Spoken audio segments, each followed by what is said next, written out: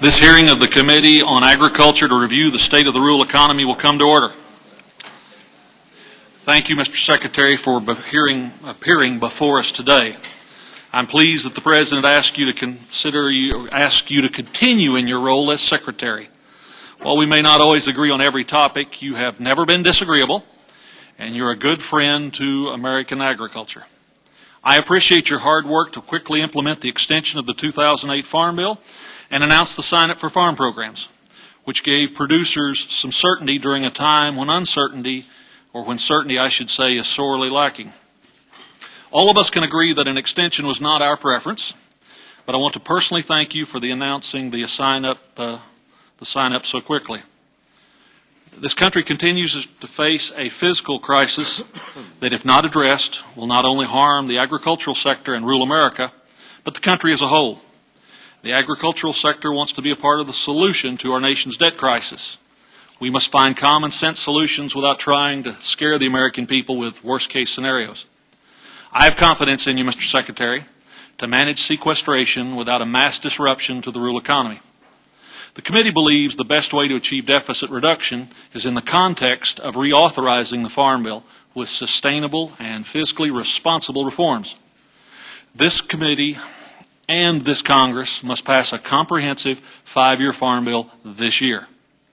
The reforms in the House bill are too great, the savings to the taxpayers are too important, and the benefits to our farmers and ranchers are too critical to not complete the process this year. Few in the agricultural sector will deny that the agricultural economy has done well overall in the last few years. But that well-being has not been distributed evenly throughout the entire sector. And if history is any guide, we know how fleeting the good times are. For example, livestock producers have suffered through multiple years of drought and are operating with no safety net in place. Livestock disaster programs no longer function because the 2008 Farm Bill only provided 4 years of funding for these important programs. Additionally, record high prices for some crops have hurt the livestock industry tremendously. Now, I'm not here to place blame, but we have to acknowledge that fact. Crop producers in my part of the country and elsewhere are dealing with a third straight year of drought. And also rice, peanut, sugar, dairy, cotton producers have not enjoyed the consistent record high prices that our friends in the Midwest have. So I think we must be careful when we paint a rosy picture with a broad brush. While income is up, so is the cost of doing business. Inputs continue to rise, as do rental rates. The fact is, farming and ranching have been and will continue to be a tremendously risky business. As we all know, agriculture is highly cyclical, and the agricultural community must be prepared for bad yields, bad prices, and much lower net farm income in the future. We must be very careful in ensuring that we replace direct payments with a policy that works for all commodities in all regions of the country. We must acknowledge that crop insurance is the backbone of the safety net. But we must also recognize its limitations in protecting against multi-year price declines. The committee firmly believes in providing a true safety net rather than providing payments regardless of market conditions. Mr. Secretary, I was interested in your comments earlier this year about the agricultural community's loss of influence. The truth is the United States is less rural. The Congress reflects that reality, and we must adapt. Making the case for production agriculture in rural America is the challenge before us, and we face an uncertain future if the agricultural community is divided. Commodity groups must not tear each other down with the ultimate goal of seeing who gets the biggest slice of the pie. Conservation groups and so-called sustainable groups must realize that for farmers to implement additional conservation practices, they must have the resources to do so. Quite simply, the agricultural community must accept that no bill is perfect, but that should not serve as a discouragement. Instead, we must have a rural coalition pushing together to get a bill passed and signed into law. Mr. Secretary, without hesitation, I know you're a great friend of agriculture in rural America, but I'm disappointed to see the administration's comments on meat inspection. You've stated that the sequester provisions of the Budget Control Act will cause you to furlough food safety inspection service inspectors. Members of this committee have heard from constituents that these statements about the interruption of production have affected prices, caused concern amongst the financial markets, and alarmed buyers and sellers in the retail and food service community. I anticipate that my colleagues will have questions for you regarding your statements and the evolution of administration policy in this critical area. Further, I was disappointed to see the administration favored the Reed-Stabenow proposal to replace the sequester. Fortunately, the Senate failed to pass that proposal, which unfairly targeted agriculture.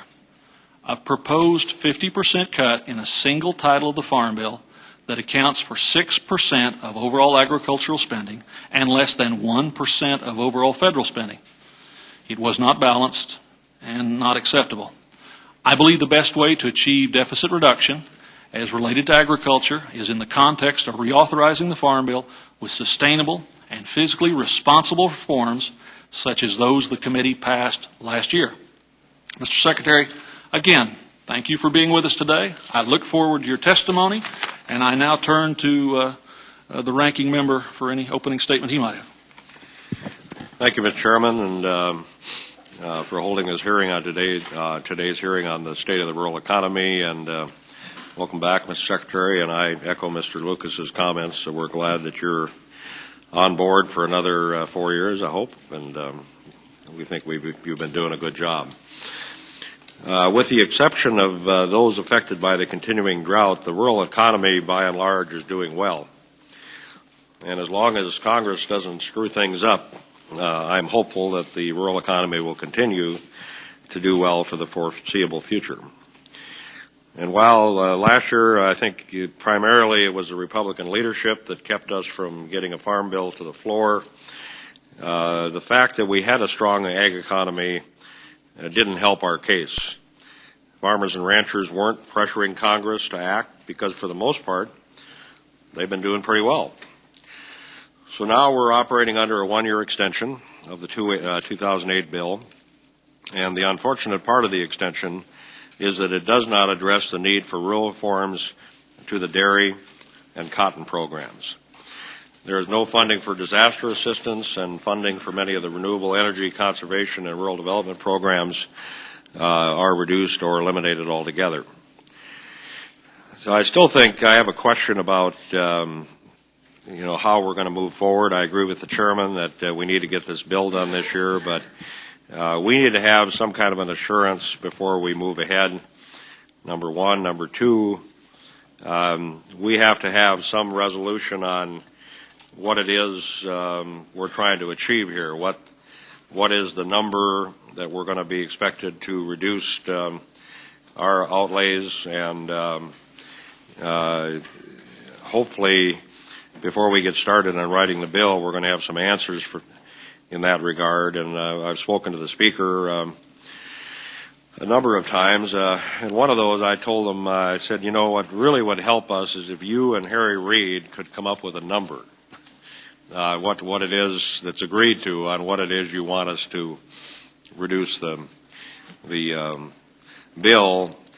And secondly, what would really help us is if you could come up with a number between the two of them on what they want to do with SNAP. And if we could get a number, I think it'd be relatively easy to get things done. So hopefully this will all come together. We'll get through this budget morass here for the next couple of months and have a fairly good idea of how we're going to move ahead when we get ready to do it. The sequester is a challenge, and neither Republicans or Democrats have put forward a plan to replace it that's got a chance of getting done. So it's what it is.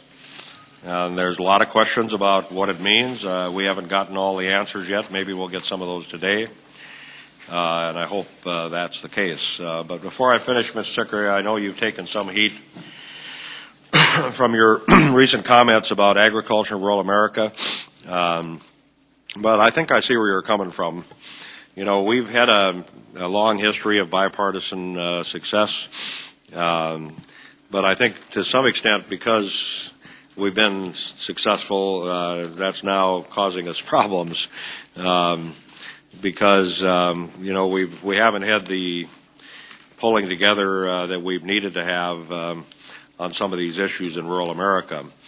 And I don't know exactly what we do about it, but it seems like good times always kind of get us into this situation. So, we can't afford to be complacent. There are other programs that are very important to rural America, as you pointed out, that don't always get as much attention, and we have to come up with a balanced approach that takes care of everybody in rural America, not just farmers, if we're going to be able to be successful in putting together a bill that's going to stand the test of time. So, again, thank you for being with us, Mr. Secretary. Thank you, Mr. Chairman, for holding this hearing. I look forward to the testimony and questions. And I thank the ranking member for his comments. The chair would request that other members submit their opening statements for the record so the witness may begin his testimony and to ensure there is ample time for questions. With that, I would like to welcome our witness, our only witness today, to the table, the Honorable Tom Vilsack, Secretary, U.S. Department of Agriculture, Washington, D.C. Secretary Vilsack, please begin when you're ready. Mr. Chair, thank you very much, and to the ranking member, thank you for the opportunity to be here today. Let me begin by suggesting that I've submitted a formal statement for the record. What I'd like to do is just simply summarize that in the interest of time. And let me start where I think every hearing in agriculture should begin, by acknowledging an obvious fact, which is that America has the greatest farmers and ranchers in the world. No better evidence of that than what happened last year with a drought that was the worst drought we've seen since the 1930s, but yet crop production was remarkably high given the circumstances, and it is a testimony to the greatness of our producers. As a result of that, and as a result of record exports, record involvement in conservation programs, record expansion of local and regional food systems, and expanded opportunity in the bio-based economy, farmers generally enjoyed record farm income. But as the chairman indicated and as the ranking member indicated, this was not necessarily shared by all in agriculture. There were regional differences and obviously differences between producers. Notwithstanding that, I'm bullish about this year. 45% of America is still impacted and affected by drought, but that's the first time that number's been below 50% for the last 30-some weeks. We are projecting, with any kind of decent weather, record crop production, which should help moderate crop prices, which in turn should allow dairy and livestock producers to return to profitability sometime this year, which is obviously an extraordinarily important thing. There is, as the chairman indicated, a degree of uncertainty. Sequester has caused uncertainty, and the impact of sequester will be felt in terms of reduced farm credit, reduced conservation efforts, reduced food inspection, and reduced exports. In addition, we have uncertainty as a result of the lack of the passage of a 5-year farm program. And now we find that perhaps that work will be even more difficult as the Congressional Budget Office has realigned some of the savings from previously discussed programs. But I would agree with the chair that the most significant thing that could be done this year would be for us to get a 5-year farm program through the process. That will provide the certainty for producers and for rural America, and will reaffirm the importance of rural America to the rest of the country. That uncertainty is complicated further by what can happen from other countries. We're obviously dealing with trade barriers as we speak. Despite the fact that we're anticipating a record export year, we are constantly battling unscientific trade barriers, most recently Russia's decision with reference to ractopamine.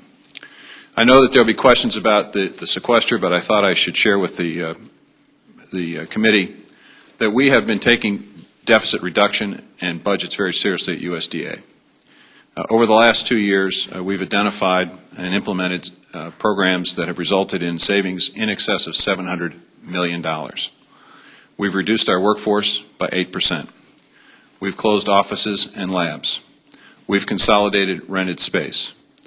We've focused on IT savings. We've created a strategic sourcing effort for purchases of supplies. And we've significantly reduced travel, conferences, and supply expenditures. We're proud of this effort. It will continue because we recognize the important role of creating greater efficiencies in government. But I tell this to the committee just simply to make sure that you all understand that we do take this very seriously, and we have taken steps proactively to try to reduce our budget. As a result of the sequester, we're now faced with a budget that is less, an operating budget that is less than it was in fiscal year 2009. And we've had pretty much a flatline budget the last 3 years. So we understand and appreciate the importance of being fiscally responsible, and I think we have shown good faith in that effort. We will continue that. But the sequester has implications and impacts, some of which cannot be avoided. And I'd be happy to discuss those impacts with the committee today if that is of importance and significance to the committee. Mr. Chair, let me just finish by saying that despite the challenges, despite the difficulties, despite what Mother Nature throws, we still do indeed have the greatest farmers and ranchers in the country, and the result of that, I think, is that we can be confident that regardless of the challenge, rural America is up to it, and we will continue to provide the food supply for this country, making us a food secure nation. We will continue to promote conservation and water preservation and conservation. We'll continue to provide an ever-increasing amount of the fuel and energy this country needs to grow. We will continue to create job opportunities not just in rural America but across the country, as 1 out of every 12 jobs is impacted and affected in this country by agriculture. And our families will continue to disproportionately provide military service to this country as they have throughout history. I'm proud to be here today as Secretary of Agriculture. And while I appreciate the fact that you all think I can be here for 4 years, I serve at the pleasure of the President. I could be gone tomorrow. We'll see how this hearing goes. Thank you, Mr. Chairman. Thank you, Mr. Secretary. And I would note for the record that the Secretary of Agriculture's position has always been one of the most challenging in any presidential cabinet. And those who serve for a full term or potentially 2 terms are to be greatly respected and admired. That said, let's talk for a moment about the February 27 memo. But first I should note the Chair would like to remind members that they'll be recognized for questioning in the order of seniority for members who were here at the start of the hearing. After that, members will be recognized in the order of arrival. I appreciate the membership's understanding, and I recognize myself for 5 minutes for questions. Let's talk again about that February 27 memo, Mr. Secretary, from OMB regarding agency responsibilities in the event of sequestration. It states that agencies must be guided by the principles of protecting the agency's core mission to serve the public to the greatest extent practical. Wouldn't you agree that providing the essential inspection services that protect public health and provide wholesome and affordable food is consistent with that directive? It is, Mr. Chairman, so long as there's adequate appropriations to provide that assistance. And that's the problem. The sequester, the way it's structured, requires every account to be reduced by the same percentage amount. And in the food safety area, there are very few accounts. 87% of the budget is frontline inspectors and the support system for those frontline inspectors. We have a limited period of time in which to implement the sequester, 6-7 months. The impact of it is basically 10 to 12% of our remaining budget. And no matter how you slice it, no matter how you dice it, there is nothing you can do without impacting the frontline inspectors. You don't have the luxury, as you do in normal circumstances, of transferring money because there is no money to transfer, and based on the way that the sequester is structured. So I agree with you. The inspections are very, very important, and we will do everything we can to minimize the disruption. But I have to be truthful with this committee that based on the way the sequester is structured, it will impact food inspection. But you will, Mr. Secretary, utilize the maximum flexibility you have. I mean, you have substantial inspectors in plants all over the country, plants that work on different hour schedules. The odds that we would furlough every inspector on the same day are rather minuscule, correct? Well, the problem, Mr. Chair, is that it's not just a circumstance of flexibility in terms of the facilities. There are over 6,263 facilities. And the reality is that you have to be careful about how you structure this because some facilities are actually dependent upon the work of other facilities. And we're now seeing some of these facilities actually reducing their hours because of the overall economy. So it's a complicated process that we have to go through to determine how and under what circumstances. Plus, This is not just something I can determine by myself. There are requirements to bargain with the union that represents the inspectors in terms of the sequencing and the structure of the sequester and how it's implemented. So it's extraordinarily complicated. So if the Sequester Act trumps the Food Safety Act, which is basically what you're saying, do your union labor agreements trump the Sequester Act? No, Mr. Chair. The way I see this is the Food Safety Inspection Act requires companies that want to sell meat, processed pork, whatever, to have those items inspected before they can sell them to customers. The law also requires that the companies cannot privatize, if you will, that inspection service. It has to be done by USDA officials, USDA employees. That is subject, obviously, to having the resources and the appropriation to be able to pay for those inspections because you have anti-deficiency issues. So it's not a matter of trumping, it's just a matter of the sequencing of this is such that if you don't have the money to pay for people, you can't have people on the line. And that's candidly where we are. So in the circumstance you've described, it would sound that there are things that obligate you not to begin immediate furloughs. How far down the road is it before those issues will be sorted out? Well, it's a fair question. Or whatever. This week we will send out notices to the union representatives that furlough is possible. And one of the challenges is that not every one of our workers in this particular area has email. So we actually have to hand deliver a letter or a written notification to those employees. That has to be followed up under the agreement with oral conferences that have to take place for any employee who requests an oral conference. That will be done at the local level by local or regional supervisors. So we are looking at a several-month period, if you will, before a furlough could be implemented, assuming that we can negotiate with the unions a process. And I don't, I obviously don't know what those negotiations will take place, but I'm assuming that we will be able to get to a resolution of how and under what circumstances. So the industry will have some notice of what will actually happen, which we hope will be able to some extent, a minimal extent, avoid the disruption that's going to occur. So, Secretary, could your lawyers down at the department, we're going to get questions as members and as a committee as a whole about how all this works.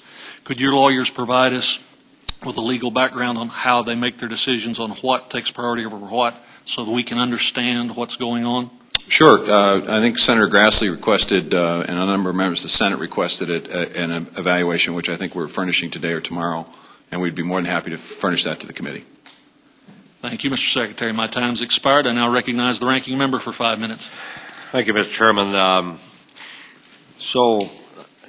trying to understand this. So 87% of the money goes to inspectors. And you just said it's going to take some matter of months before you get through this process. Well, I don't know what that is, maybe 3-4 months. I don't know, 2-3 months. Well, it's going to take several months because so my question is this: you got to cut 5%, and you now have by September 30th, right? I'm sorry, what? By September 30th, you have to cut. That's 5%. Correct. So if it's going to take some number of months, you could get down to a situation where you've only got 3 months left in the year by the time you get this ready to go. That's correct. Does that mean that you're going to have to make a lot bigger reductions in order to meet the 5%? Is that the reality of what the situation is? If you have 6 months left to implement this, you have, in essence, a 10% reduction of your remaining resources. If they're 3 months, you have a 15% reduction of your remaining resources. So that's how it's going to work. Well, I think we may have a bit more than 3 months, but it won't be a lot more than 3 months, and that's one of the problems. Now, last year or a year ago, FSIS issued a proposed rule on modernization of poultry inspection, and according to your data, establishments operating under this HACCP-based inspection model project called HIMP pilot project that it performs as well or better than traditionally expected plants. And furthermore, the rule will create additional poultry plant jobs and will have budgetary savings for FSIS. Can you give us an update on when USDA plans to issue a final rule on this? Well, we're hopeful of getting this through the process this year, Congressman. This is an important opportunity for us to improve the safety of food inspection in poultry plants. They really hasn't changed for probably 60 years. It's an opportunity for us to really focus on where we think the risk of pathogens is greatest. It does require a shifting of responsibility, with companies assuming more responsibility for examining defects of poultry that are not necessarily tied to food safety, and that would free up our inspectors to actually do a better job of inspecting the entire plant. We do believe it will save money, and we believe, based on the experience, that it will reduce illnesses and the risk of death. But it won't happen before September 30th. No, no. A few weeks ago, Deputy Secretary of Defense Ashton Carter testified regarding the sequester that if they had additional flexibility, I guess he testified that if this late date would do little to offset the effects of sequestration, even if they had flexibility. Is the department seeking any legislation to give it flexibility? I know we've had discussions that if you had some flexibility, you might be able to avoid some of the problems with the meat inspectors, for example. Are you able to pursue anything, or where are you at with all of that? Well, respecting the process here, knowing that you all are going to be faced with a circumstance in a couple of weeks of having to decide what to do with the continuing resolution and discussions that will take place in terms of the Farm Bill, our focus has been on basically implementing the sequester, focusing on what we would do in the event the continuing resolution is not continued, and trying to do the best we can to deal with the extension of the Farm Bill and to work with this committee and the Senate committee to try to get a Farm Bill through. That's where our focus has been. We'll work with whatever Congress provides us, but you got to give us the tools. And the reality is that that there are micro problems and macro problems with this sequester. $85 billion taken out of the economy, and in addition to the payroll tax increase that took place at the first of the year, is a pretty significant hit to the economy. It's going to probably impact growth. We're trying to avoid that to the best we can. But bottom line, if you had some flexibility, you might be able to soften some of the problem with the meat inspection situation. Well, the reality of a sequester is that it doesn't allow you any ability to prioritize. Right. So if you had flexibility to move things around, it might not be as big of an issue with the meat inspectors. We would obviously recognize the important role of mission first, and we would do everything we could to make sure that the most important missions were completed and done. We don't have that capacity today. That's why this is, I think, recognized by all as bad policy. Thank you. Thank you, Mr. Chairman. Gentleman's time's expired. The chair now recognizes the gentleman from Iowa, Mr. King, for 5 minutes. Thank you, Mr. Chairman. Thank you, Mr. Secretary, for your testimony and your service as our Secretary. I'm following up on the gentleman from Minnesota's questions. The viewpoint I would have would be that if you had more, I'm hearing this, if you had more flexibility, you could diminish the effect of the potential furlough of our meat inspectors. And I don't hear you say yes to the question, have you submitted a plan or proposal as to where you might take that money if you had full flexibility within the department? Can you tell us here today where you would take that money from if you had full flexibility? Congressman, I'm a little reluctant to do that because I'd like to have obviously the opportunity to understand precisely what flexibility I have, what directions Congress is providing to me, and what our staff has to say. I mean, these are difficult choices that we make. Do we take it from the Foreign Ag Service and reduce exports? That's not particularly a particularly. But I'm really interested in what you might do, and rather than what would be a bad thing to do. And as I watch the Pentagon, they seem to be able to propose that they can furlough civilian employees with a significant amount of flexibility. I'm going to expect that they went to OMB for an analysis of the sequestration language. Have you had any directives from OMB that would illuminate this thing in such a way that you have less flexibility than the Pentagon, perhaps? Well, no. The Pentagon, the difference, Congressman, is depending upon how many accounts you have in a particular area. So, for example, NRCS in my world has far more accounts than the food safety account, and so you do have some degree of, within the NRCS world, of being able to prioritize because you've got different accounts. But with food safety, you only have a couple of accounts, and they are all basically people, and Well, most of them are people on the front I do line. understand that, and that's been part of your public statement here over the last few days. I would ask you if you would be willing to, and just ask you to submit to this committee your recommendations on what you'd like to see written into the CR to give you the flexibility necessary so that the meat industry no longer has to be concerned about the backup that could be caused by furloughs of meat inspectors. Well, the answer to that question is relatively easy, Congressman. Just give us the resources. That's not the option, Mr. Secretary, as you well know. See, now that's a choice you all are making, all right? That's a choice that was actually recommended by the President, and it is the current law. I'm suggesting this: staying within the sequestration caps, which you have said that you intend to do and follow the law. Do you have a recommendation that you'd be willing to offer this committee that could go into the CR that would alleviate the meat inspection problem that you say is impending? Well, again, if I was going to make a recommendation, it would be to adequately fund that line item of the budget. We reach an impasse on that, Mr. Secretary. So let me pose a couple of other things. Can you cite any evidence that the school lunch program is contributing to the obesity of our children? Well, there's an Institute of Medicine study that was done prior to the Healthy Hunger-Free Kids Act passage in 2010 that suggested that our school lunch programs were providing our youngsters with too much sodium, too much sugar, and too much fat content, all of which I think do in fact contribute to obesity. And we, out there across the people that are providing the food to these kids, I can't find anybody in the industry in the cafeterias that would concur that the food they're getting now is contributing to obesity. Can you? Okay. Well, there's a difference, Congressman. You asked if there was study. Evidence. You cited the study, and I recognize that.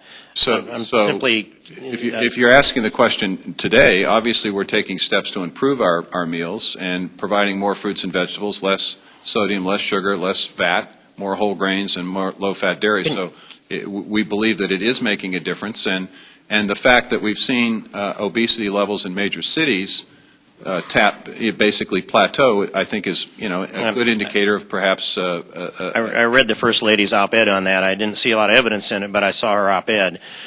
But can you cite a statutory directive to cap calories or meat in the foods in the school lunch program, or isn't that an option that you've taken when you wrote the rules? Well. One of the concerns, obviously, is calories in and calories out. And what we've done in light of the concerns that have been expressed by school officials is to provide some degree of flexibility on this. And I think there is greater appreciation and greater acceptance of this because of the flexibility we provided. So there has been a flexibility, but we haven't necessarily sacrificed the principles that the Healthy Hunger-Free Kids Act directed us to. What's the rationale for rationing meat? Well, it's not rationing meat. It's balancing the meal, Congressman. It's making sure that there's a balance between fruits, vegetables, grains, and protein. You have a cap written into it on meat that can be supplemented by other forms of protein, so I would define that as rationing meat. What would the rationale be? Well, it's giving school districts choices in terms of their protein choices and making sure that they understand the importance of a balanced plate and a balanced meal. Thank you, Mr. Secretary. I yield back. Gentleman's time has expired. The chairman now recognizes the gentleman from Georgia, Mr. Scott, for 5 minutes. Thank you, Mr. Chairman. Mr. Secretary, given that in respect to the furloughs of the food safety inspectors under sequestration, and the fact that these food inspectors do not just stop at the plant, but they deal with the ranchers, the farmers, and ultimately the consumers under sequestration. So it would be very interesting to get your take. Will sequestration give the American people cause for alarm about the safety of the food they will eat? Congressman, I don't think it's so much the safety of the food in my world, in USDA. Now, if I were the FDA commissioner, I might answer that question a little bit differently. But we know that when inspectors leave the plant shuts down. I think it's more about the supply and production of food and whether we are faced with higher prices or lower prices as a result of disruptions in supply, and the impact that it has on producers. I mean, the reality is if you feed a chicken one more day than you should, then basically it creates potential issues with that chicken going down the line and the equipment and machinery that's used to process. So there are ramifications to this. I think it's less about the safety and more about production, but on the FDA side, it's more about safety. And you say that given the fact that we have had a number of foodborne illnesses, salmonella outbreaks, given the current status of food inspectors. And now we're going to have this furloughing system, and you still can give the American people assurances that the food safety will not be jeopardized through this sequestration and loss of the number and the availability of man hours for food safety inspectors. Our number one goal, Congressman, is to make sure that product that leaves those plants is safe. And we have taken steps in the last couple of years to reduce the risk of salmonella, and we're going to continue to work hard to make sure the food is safe. I don't want to, this is not about creating great concern among consumers. This is about being very truthful about the consequences of sequester, which is that it's going to disrupt production in these facilities. So it will disrupt production but will not jeopardize food safety? Just simply because it is a situation where the production of food is stopped and it creates a clog in the system, or it creates shortages, which has an impact on consumers and on grocery stores and things of that nature. Well, let's see tell us how these furloughs will work. That will be helpful. Will they be staggered, or will all 15 furlough days have to be taken continuously? I don't think that you're going to see a continuous furlough because that would basically shut the pipeline down completely. What we're going to try to do is to maintain some degree of movement through the pipeline to avoid a more significant disruption. And all right. Well, does an individual's plant's production cycle have any bearing on when the inspectors assigned to that plant will suffer their furlough days? If I understand your question, I think it's more not so much the cycle that the plant is on. I think it's more how we can coordinate the furloughs to make the most sense and to avoid the least amount of disruption and to treat all plants equitably. Here's the issue. Just a hypothetical. Let's assume, for the sake of discussion, we wanted to create a regional impact, and we would start in the southeast initially, and we would furlough people in the southeast, and then let's assume that Congress decided through a CR or the Farm Bill or some other mechanism to provide resources to end the sequester or to change the sequester or to create greater flexibility. If you don't treat everybody the same, you've got a situation where some plants will be inequitably treated. And we think it's important, as a principle of this, to try to be as equitable as we can with this process. And your process of dealing with the furloughing of these food inspectors that you've outlined so far is basically categorized by the $85 billion sequester that will go through September 30th. Let's suppose that continues. Has any thought been given to what the impact will be if we go beyond, if we're not able to come up with a substitute to the sequester in this short period of time? What will happen if it goes on 2 years, 3 years? That gets back to the ranking member's point about the poultry slaughter inspection process. At least as it relates to poultry, there are potential savings that could be realized with this new system if it's instituted and implemented. That's one thing. And we would obviously, in a budget situation, without the limitations of a sequester, you obviously have a much greater capacity to prioritize. That's one of the reasons why, even though our budget is below FY 2009 total, our operating budget, in the food safety area, it's pretty much flatlines because there's been a recognition by Congress that that's an area that should not be reduced. But, the farm service accounts, the rural development accounts, some of the other areas of our budget have been significantly reduced. Gentleman's time has expired. Chair now recognizes the gentleman from Texas, Mr. Nagelbauer, for 5 minutes. Thank you, Mr. Chairman. Secretary, thank you for being here. I don't want to spend a whole lot of time on the food inspection, but I want to go to a follow-up. I'm a little concerned about the fact you're going to wait 3 months before you begin to implement the sequester, and then so banking basically then having to do a larger amount of cut in the last 3 months. I think the question is why wouldn't you begin that process almost immediately and sit down with the stakeholders and say, where in your plants, say, could we inspect 4 days rather than 5 days, or because in some areas, as you mentioned, some of the production capacity is down in the beef industry, for example.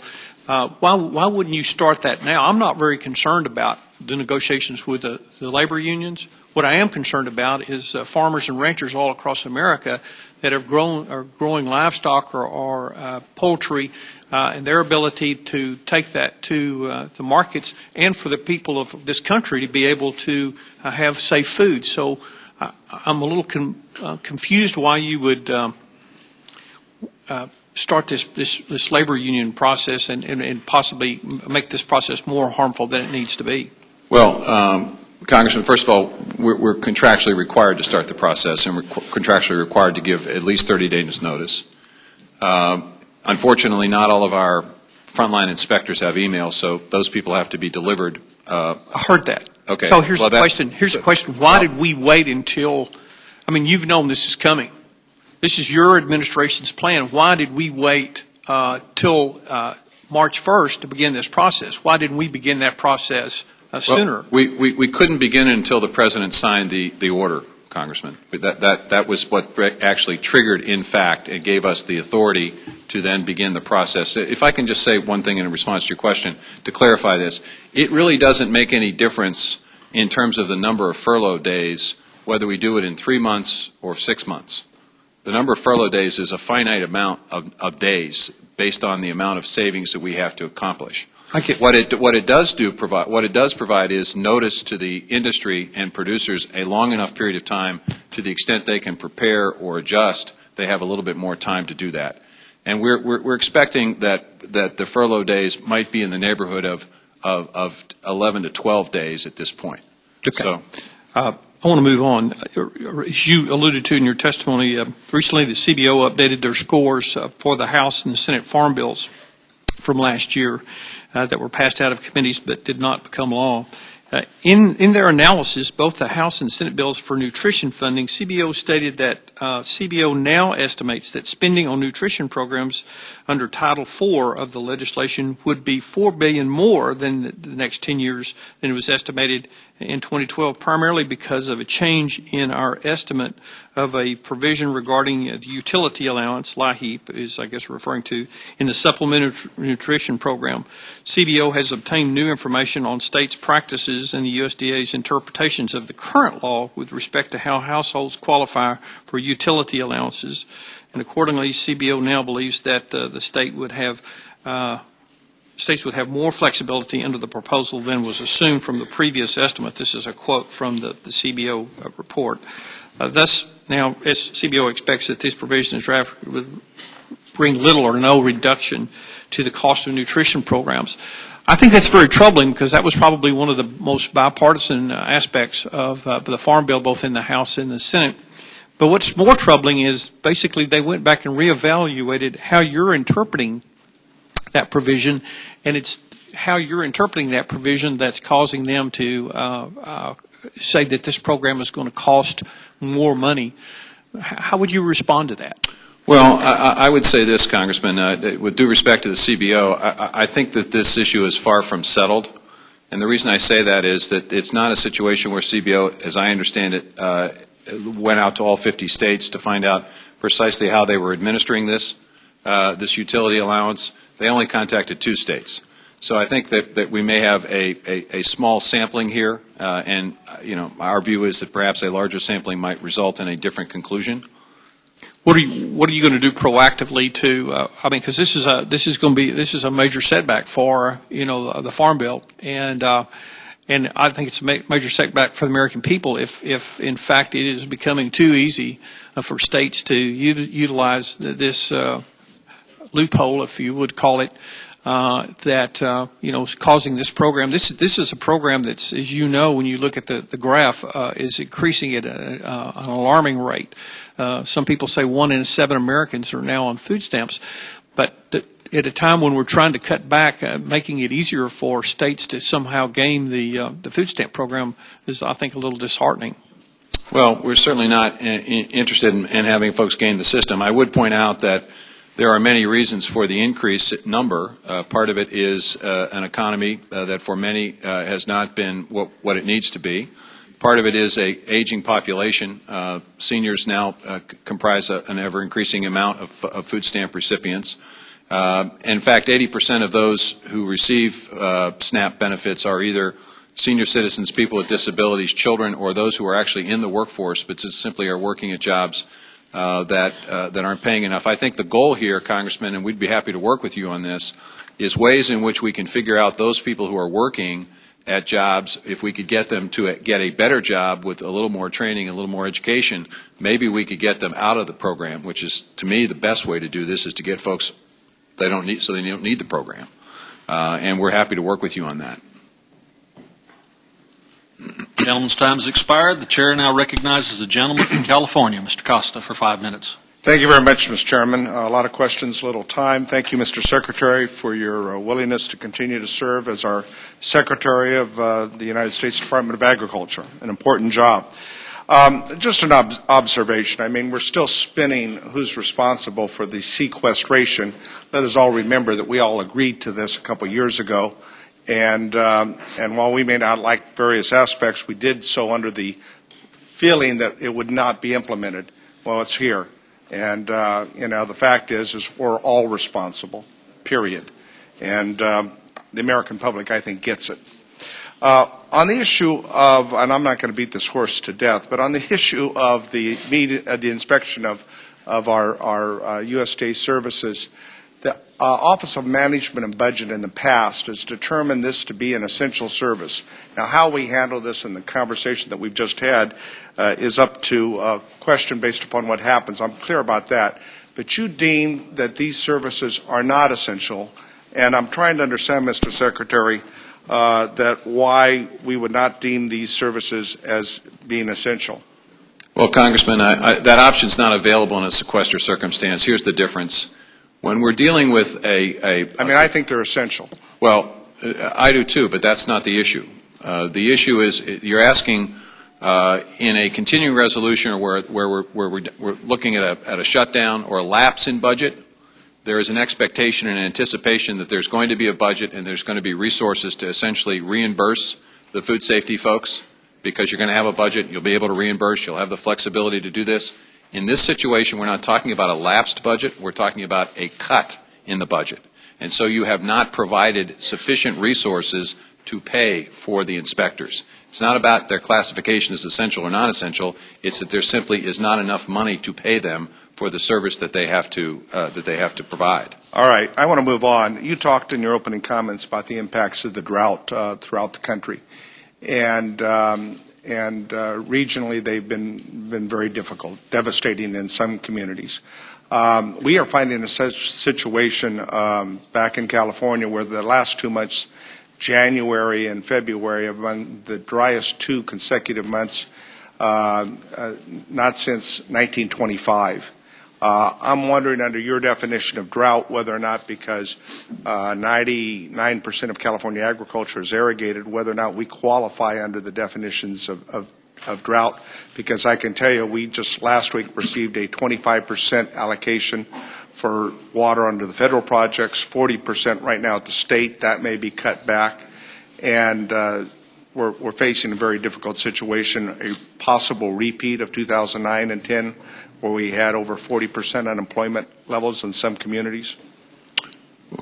Our definition of drought is based on the drought monitor, and it's based on factors that are taken into consideration, and that monitor is adjusted every week, which is why I was in a position to say to the chairman that for over 30 weeks, consecutive weeks, we had over 50% of America on that drought monitor.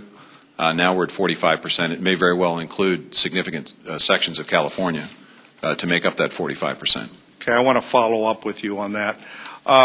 The definition on rural has been a problem for many of us in this committee, and we have lamented in previous hearings where your members of the USDA have testified, why didn't we get a more timely response on the definition of what is rural? We finally got it last month, and I'm not so sure that I am pleased. Maybe I'd ask you to go back to the drawing boards. But the fact is that we have an oversubscribed accounts. What's the proposed rule on rural definition? What's your intent in terms of implementation? Well, the proposed rule basically sets as a sort of a single definition as opposed to the 11 or 12 different definitions that we have in law at 50,000 people or less. And I think it's a reflection of what's happening to the demographics in the United States as the rural population now represents 16% of America's population, and that is the lowest percentage in the history of the country. I think in order for us to make sure that we continue to be viable in terms of resource allocation, we've got to make sure that we have sufficient resources coming into those rural areas. The definition will help in that respect. Having said that, I recognize that we are going to have to ensure that very, very small communities are able to get their fair share of the resources that we have. And what we've been attempting to do, Congressman, is encouraging small communities to work regionally, because we're pretty convinced that you get more leverage and better bang for your buck, and you extend the human and financial capital if folks think of themselves as part of an economic region as opposed to individual communities. We think we can have more success in developing economic opportunity that way. All right, my time's expired, but if there's a second round, I'd like to talk to you a little bit about trade and dairy. Gentleman's time has expired. The chair now recognizes the gentleman from Texas, Mr. Conaway, for 5 minutes. Thank you, Mr. Chairman. Secretary, welcome. Thank you for your response to my letter. As irritating as it is to have to answer letters to members of Congress, I appreciate you sending your letter March 1st. In that letter, you said the Department has, as a whole, has planned extensively on how to address sequestration, has taken all the actions feasible to mitigate its impact. Second paragraph says, also in anticipation of sequestration, FSIS administrator directed the initial fiscal year 2013 budget allocations to be reduced across program areas. And so thank you for those proactive kind of comments. That does kind of run counter to some of the questions or answers earlier when you said you really couldn't do anything until March 1st. You couldn't put out notices. You couldn't let folks know that this was, in fact, coming as a part of your fiduciary responsibility as the leader of that organization. You've got $1.9 billion that you've got to trim in planned spending. Can you tell us this morning where you stand against that 1.9 based on all the good things that you did from October 1st through the end of February in terms of lessening the impact on the last 7 months of the year with things that you did the first 7 months?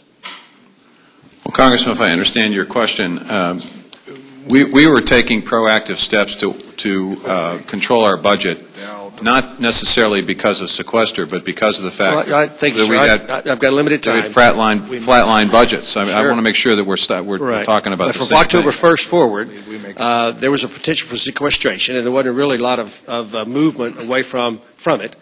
And dollars saved between October 1st and February 18th count against that 1.9. So can you tell us this morning, and maybe you don't, it may be unfair to ask you to say that, but is there somebody on that road? I don't think they count against the 1.9, Congressman, and the reason they don't is because we were dealing with the consequences of Congress reducing budgets from the previous year and the year before that. You had a budget to start the year, right? Yes, sir. Okay. Well, we had a continuing resolution. I don't know if it was yes, you had funding authorized and appropriated to start the year. For a section of the year, portion of the year. Right, through the 27th. And so it's your testimony this morning that to the extent that you spent less than that in the first 5 months, that does not count against the sequestration not spending. I don't want to use the word savings because that's an inappropriate term. Those funds don't count against the 1.9 that you're going to have to not spend this year? The resources that we were able to save in travel and supplies and things of that nature allowed us to fit within the budget that you all gave us. All right, so the testimony is, in spite of the letter that you've mitigated the impact of sequestration. Your testimony orally this morning is, in fact, have not. No, I don't agree with that, Congressman. I think what we were trying to say is that the steps that we've taken, a lot of people say, well, surely there's a lot of fat and a lot of unnecessary expense that you could cut. And what we were trying to suggest to you was that we've already taken those steps because of the letter budget. says, or you said this morning, the letter says as well that those steps have resulted in savings that allow you to cut the number of days potentially for furlough by a half. Well, furloughs. And so you can't tell me two things at the same time, Mr. Secretary. Furloughs obviously would have been higher. Right. So how much? 30. I think it's $30 million, Congressman. $30 million yes, out of the $1.9 billion that you've got to come up with. Right. Now, back on the union issue, can the unions drag their heels and force sequestration to occur the last 15 days of September? No. Why can't they? There's an impasse process after a week or so of negotiations and discussions. Okay, and that week starts March 1st? No, sir. You have to get a 30-day notice. Okay, and that notice has gone out? I believe it goes out today or tomorrow. When it wouldn't have gone out on the 1st? Well, it's going to go out today or tomorrow. Okay. And unfortunately, we can't necessarily get everyone an email, which would have been the most efficient way to do this. They all get paid, Mr. Secretary. That argument that the union negotiators don't have emails, really? It's not negotiators, sir. It's every worker. Well, I understand, but you've got to first deal with the union itself. You don't negotiate furloughs with each and every guy, do you? Well, actually, the G7s have to receive notice, all right? And okay. Not all G7s have emails, so you have to actually hand deliver or mail them a notice. 30 days after they've all been notified, the clock starts on 30 days, and then during that 30-day period, we can start the process of negotiation, and it's not about stopping the sequester, or the furloughs. It's how you're going to implement the furloughs. After that, there are oral conferences that are required under the contract. So if an employee says, I want an oral conference, right, you have to do that, and that will be done at the local level. So, we're going to try to do this as quickly as we can, but it isn't going to impact the number of days. Well, I got that, but you said that earlier, but 12 days spread over 6 months is less of an impact than 12 days taken all in September. Is that a fair statement? We're not going to have them all in September. But you said that early on in February. You said that the implication was you're going to shut the entire process down for 15 days. No, sir, that's basically how you interpreted. That's not what I said, with due respect. What I said was that there was going to be you furlough did not mention the word furlough until late February. Well, the furlough... the staggered furlough until late February. Well, no, what I said was there were going to be so many days of furloughs. I never said they were going to be continuous. Okay. You interpreted that, and I'm sorry that you did that. Well, I'm not the only one. Well, I'm sorry that anybody did it, because I was making a truthful statement. There were going to be furlough days to give everyone notice of the fact that what was going to happen with the sequester. And it's not something we want to do, sir. It's something that we have to do. I understand this, the law. Thank you, Mr. Chairman. Gentleman's time has expired. The chair now recognizes the gentleman from Minnesota for 5 minutes. Thank you, Mr. Chairman. And Mr. Secretary, thank you for being here, and thank you not just for your being a friend of agriculture, being a friend of rural America. And I go back to, it's interesting, this hearing is titled The Review of the State of the Rural Economy, and yet, as the American people see, we're in the minutia of idiocy on policy, instead of allowing us to have a vision that grows the country, grows rural America, lets us create the jobs that allow families to live where they want to. And I'm thankful that you continue to stay focused on that. I have two questions that I'd like to think go to a little broader what the title of the dang hearing was about. A diverse rural economy is the strongest hedge we have against economic downturn and natural disaster. When we put all of our eggs in one basket, it becomes a problem. You're doing things through USDA that I believe is broadening that economic diversity. Two programs or two things I'd like to just mention and get your feeling on as the future of these beyond sequestration, when we get back to actually wanting to govern and get beyond crisis mode. What's the future of the RUS program and in creating energy efficiencies, job creation, stability in that? And then how do you see, Mr. Secretary, the energy title portion of the Farm Bill and the ability to create jobs and make sure we're energy independent in rural America through those programs? So there are four cornerstones to revitalizing and renewing the rural economy, and one of those is production agriculture and exports, local and regional food systems, conservation, outdoor recreation, and the bio-based economy. Within the bio-based economy, there are tremendous opportunities for taking our plant material, our livestock waste, grasses, and converting them into energy, and converting them into fuel, and converting them into chemicals, plastics, polymers, fabrics, fibers, a whole wide variety of manufacturing opportunities. So it's important to have an energy title that is a bit extended to include bio-based products. We have 3,100 companies located throughout the country that are in this bio-based space, and that number is growing. We as a federal government are trying to purchase bio-based products in a bio-preferred program that we're running. We've doubled the number of products that we can purchase. And we also have a bio-labeling program, which is basically giving people, consumers, the awareness that when you're buying something, you're helping an American farmer or producer out. As far as RUS is concerned, that combined with the REAP program, I can tell you in the last 4 years we've done 6,600 energy efficiency and renewable energy projects that are individualized to farms and businesses. They've saved or generated over 7 billion kilowatt hours of electricity, which obviously is important to the RECs that are out there providing good utility service. We've improved 91,000 miles of electric transmission lines. And we're creating an effort through our rural development housing effort and RUS to sort of re-energize and create more efficient homes.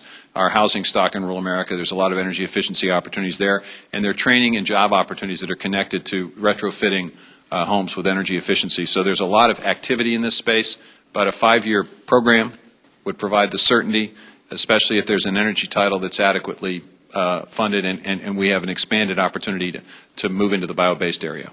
Well, I appreciate that vision, and just for the record, I want to make it clear, this committee did pass a farm bill, and at any given time, it could have been brought to the floor for an up or down vote. It did not happen. Our commitment to making that happen is certainly strong. Thank you, Mr. Secretary. And I thank the gentleman from Minnesota for his vote for that farm bill. The chair now recognizes the gentleman from Ohio, Mr. Gibbs, for 5 minutes. Thank you, Mr. Chairman. Mr. Secretary, I know this is a little bit out of your area, but I want to see how you weigh in on it. Earlier, the EPA released raw data to certain groups dealing with livestock operations, their business and personal information. It was a raw data. And I know that the associations out there are really concerned about that and potential for harassment and intimidation or whatever. Did you, in your capacity, weigh in on that to the EPA, expressing your thoughts, or make shere it doesn't happen again, or where do you stand on that? We know that EPA has taken this issue very seriously, as they should, and we have indicated to them the concern that you've expressed, and that has been expressed to them by various groups. And I think that they realize that this is something that probably shouldn't have been done. Okay, so you express your strong opposition to that type of action? Well, we expressed a concern, as we always do, when we have a relationship with the EPA when we see something that they're considering or doing that we think may have an impact on rural America. It's our job, and we have a good line of communication. They just recently hired someone from USDA to be their ag liaison, Sarah Biddleman, who worked in my office. So we will continue to have a close relationship with them in terms of being able to communicate concerns or advice. All right, I want to move on. Of course, I'm one of the strong believers that we need to have a safety net program, and I think crop insurance is a good vehicle. I was wondering, some of the opponents of crop insurance, were claiming the claims might reach $40 billion in 2012. Do you know what the indemnities, the claims were? Well, at this point, Congressman, they're a little over $15 billion. Okay. I don't know that the books have been closed on this, but it's probably a pretty close estimate. On average, over the last 10 years, how much premium was paid in compared to the indemnities that were paid out? Do you know what the ratio or? Well, I think the ratio is probably 2 to 1. For every dollar that was paid in premiums, there was probably $2 in indemnity payments out, somewhere between $250 million billion and 500 million. Okay. I just want to talk a little bit about farm credit. We've seen, I think 2011 record net farm income in 2012, even with the drought, estimated to be the second highest ever. What kind of default rates as a Farm Service Agency are they seeing under their loan programs in this past year? Past year, the default rates were down a little bit in the direct programs. The previous year, they were 6.3% default, or 6.5% this year. 2012, they were 6.3%. On the guaranteed program, the default rates in 2011 were 1.3%, and in 2012, they were 1.14%. There's been, in the press, I think there's been a concern that maybe farm income were in a bubble. Do you see it? The potential for a farmland bubble, or moving forward, or? I'm with the chairman on this. You always have to be cautious about this, but I think this is different than the 1980s when the debt to asset ratio was significantly higher than it is today. There's quite a bit of equity that's built up, and I think we're not quite in the same circumstance we were in the 1980s. But obviously, the land price issue is one that concerns me for this reason. It's more difficult for beginning farmers to basically get into the business or stay in the business, and that is an issue because of the aging nature of farmers generally. And the high capital cost to get into, right? Correct. Yeah. What's the status of the MAP and programs for, we work with our Grains Council and wheat growers for exports and the FMD program? Well, both the Market Access Program and the FMD program will receive reductions as a result of the sequester. I would estimate somewhere in the neighborhood of $12 to $15 million in those programs. Every dollar that we use to promote trade generates about $35 in trade activity. So if we reduce those resources, obviously that's going to have an impact on trade, but we're still looking at a record year for exports. For this year, the direct payments and acre programs, what's the status? What percent cuts would you be looking at, do you think, in the sequester? Well, I'm not clear about that, and the reason I'm not is because we're still in the process of trying to figure out precisely how this all works with the CCC and whether or not there's any degree of flexibility. Part of the challenge that we have with sequester is that some accounts we've already paid money out, and the question is, do you have to ask people to return the money that you've paid to them, or is there a way in which you can avoid that disruption? And we're still in the process of trying to figure out precisely what we can do. But I would anticipate and expect that there will be a slight reduction, but we're still on track. The sign-up is taking place on both of those programs. Thank you, Mr. Chairman. Gentleman yields back. The chair will recognize the gentleman from Oregon, Mr. Schrader. Thank you, Mr. Chairman. Appreciate it. Thank you, Mr. Secretary, for being here. Really enjoy your leadership at the Department of Agriculture and some pretty tough times. I was generally pleased with the President's State of the Union speech, particularly the bipartisan balanced approach to deficit reduction, but was a little concerned they didn't really talk much about the rural economy. So I appreciate you being here to clarify where the administration is. And as you know, unemployment's been pretty high in rural America, actually for a long time. I'd argue they've been in a depression, not just a great recession here recently. And in a lot of states out west and some back east, federal forest land plays a key role in potential economic growth in a lot of these communities. We've tried a variety of approaches to forest policy, not really working very well. And you wrote a letter to Senator Mikulski, I think just recently, talking about the effect sequestration would have in further reducing, in my state, the 90% reduction that's occurred in timber production and an increase in diseased, dead and dying forests in much of America, Colorado, New Mexico, Oregon, Northern California.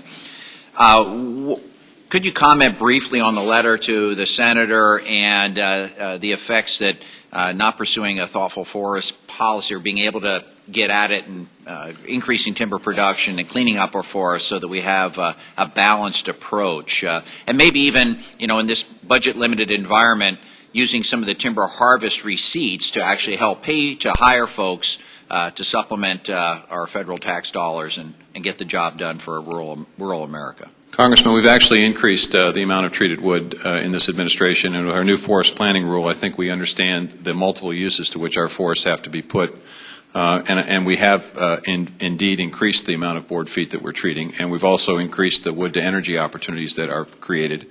We've also increased... But in your letter, Mr. I didn't mean to interrupt, you talked about expected $2.8 billion board feet going down to 2.4, which is a 15% reduction between 2010 and 2012. I'm sorry, I didn't know you were asking about sequester. I thought you were talking about the general policy. The sequester will obviously have an impact on our forests.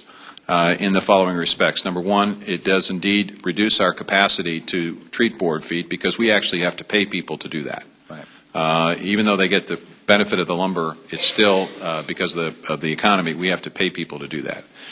Secondly, we will probably not be able to work with communities in the interface between the forests and urban areas to reduce the fire risk, about 200,000 acres. That, too, will obviously impact. So if we were able to actually have a forest policy modification that allowed for the harvest to actually pay for some of the management that you talk about, that would increase our opportunity. Well, what we need is the Congress to extend the stewardship contracting capacity, which expires this September.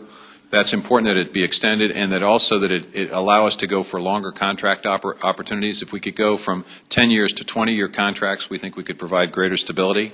Our goal is to treat more wood. It's to create more opportunities to use research to develop new products. And I think our forest planning rule is the right policy. We just have to have the resources to be able to implement. Well, and you've shown that because of your support of your green energy building policy, which I really appreciate the administration and you in particular taking on in the Department of Agriculture over the last couple of years. My good friend G.T. Thompson and I are introducing a bio-based Fairness Act that hopefully would start treating wood as one of our bio-based products as opposed to having been discriminated against based on old 1970s work, and I'm sure my colleague will comment on that. Last quickie question is, I don't know if you're aware, but the DEA has decided that mobile veterinary clinics, I was a veterinarian for 35 years before coming to this job, can no longer carry controlled substances, even though they're often and regularly in their locked ambulatory box in the back of their rig. That poses huge problems for us to be able to treat the livestock, give the farmers and the animals on those farms the veterinary care they need in a safe and efficient, humane manner. I'd hope you take some time and look at that bizarre bureaucratic piece of red tape. I understand the goal behind keeping our narcotics locked up, but I think there's a bit of practicality that has to ensue, or we can't keep the food safety chain alive and well in our country. So I just bring that to your attention. If you had a comment, I'd appreciate it. If not, please get back to me. Well, Congressman, we appreciate you bringing this issue up, and we will certainly reach out to our colleagues at DEA to make sure that we understand the policy and to see if there's any degree of flexibility in the crafting of that policy. Thank you very much, and I yield back. The gentleman from Oregon yields back, and the chair would now recognize the gentleman from Colorado, Mr. Tipton. Thank you, Mr. Chairman. Mr. Secretary, thank you for being here. For the state of our rural economies, particularly out in the West, be it agriculture or some of the recreational ends, water is obviously key. We've got a deep concern in the state of Colorado from a directive that was coming out of the Forest Service that was going to require as a conditional use of permit for our ski areas to be able to sign over water rights that they had paid for, they had developed, and were on their balance sheet to the federal government. This obviously is contrary to Colorado water law. Private property rights is going to inhibit their ability with signing over of those water rights to be able to leverage their resources to be able to keep people employed. The directive that came out of your agency was struck down in court because it did not comply with the Administrative Procedures Act. But yet again, we see the federal government and your agency going back after Colorado water, Western water, in terms of conditional uses of permit. Mark Amadei's district out of Nevada had a rancher, BLM lands, that was required to sign over their water rights. So given the subversive nature that this has to state law in Colorado, and what this directive will really represent, the potential negative impacts to our local communities, I guess I would like to have a little better understanding of why your agency feels that this is an appropriate use of agency resources and a course of action. Well, Congressman, as you were asking that question, I was thinking about my son, who's a lawyer in Colorado, telling me the advice he gave me is never to get into water law issues. It's complicated.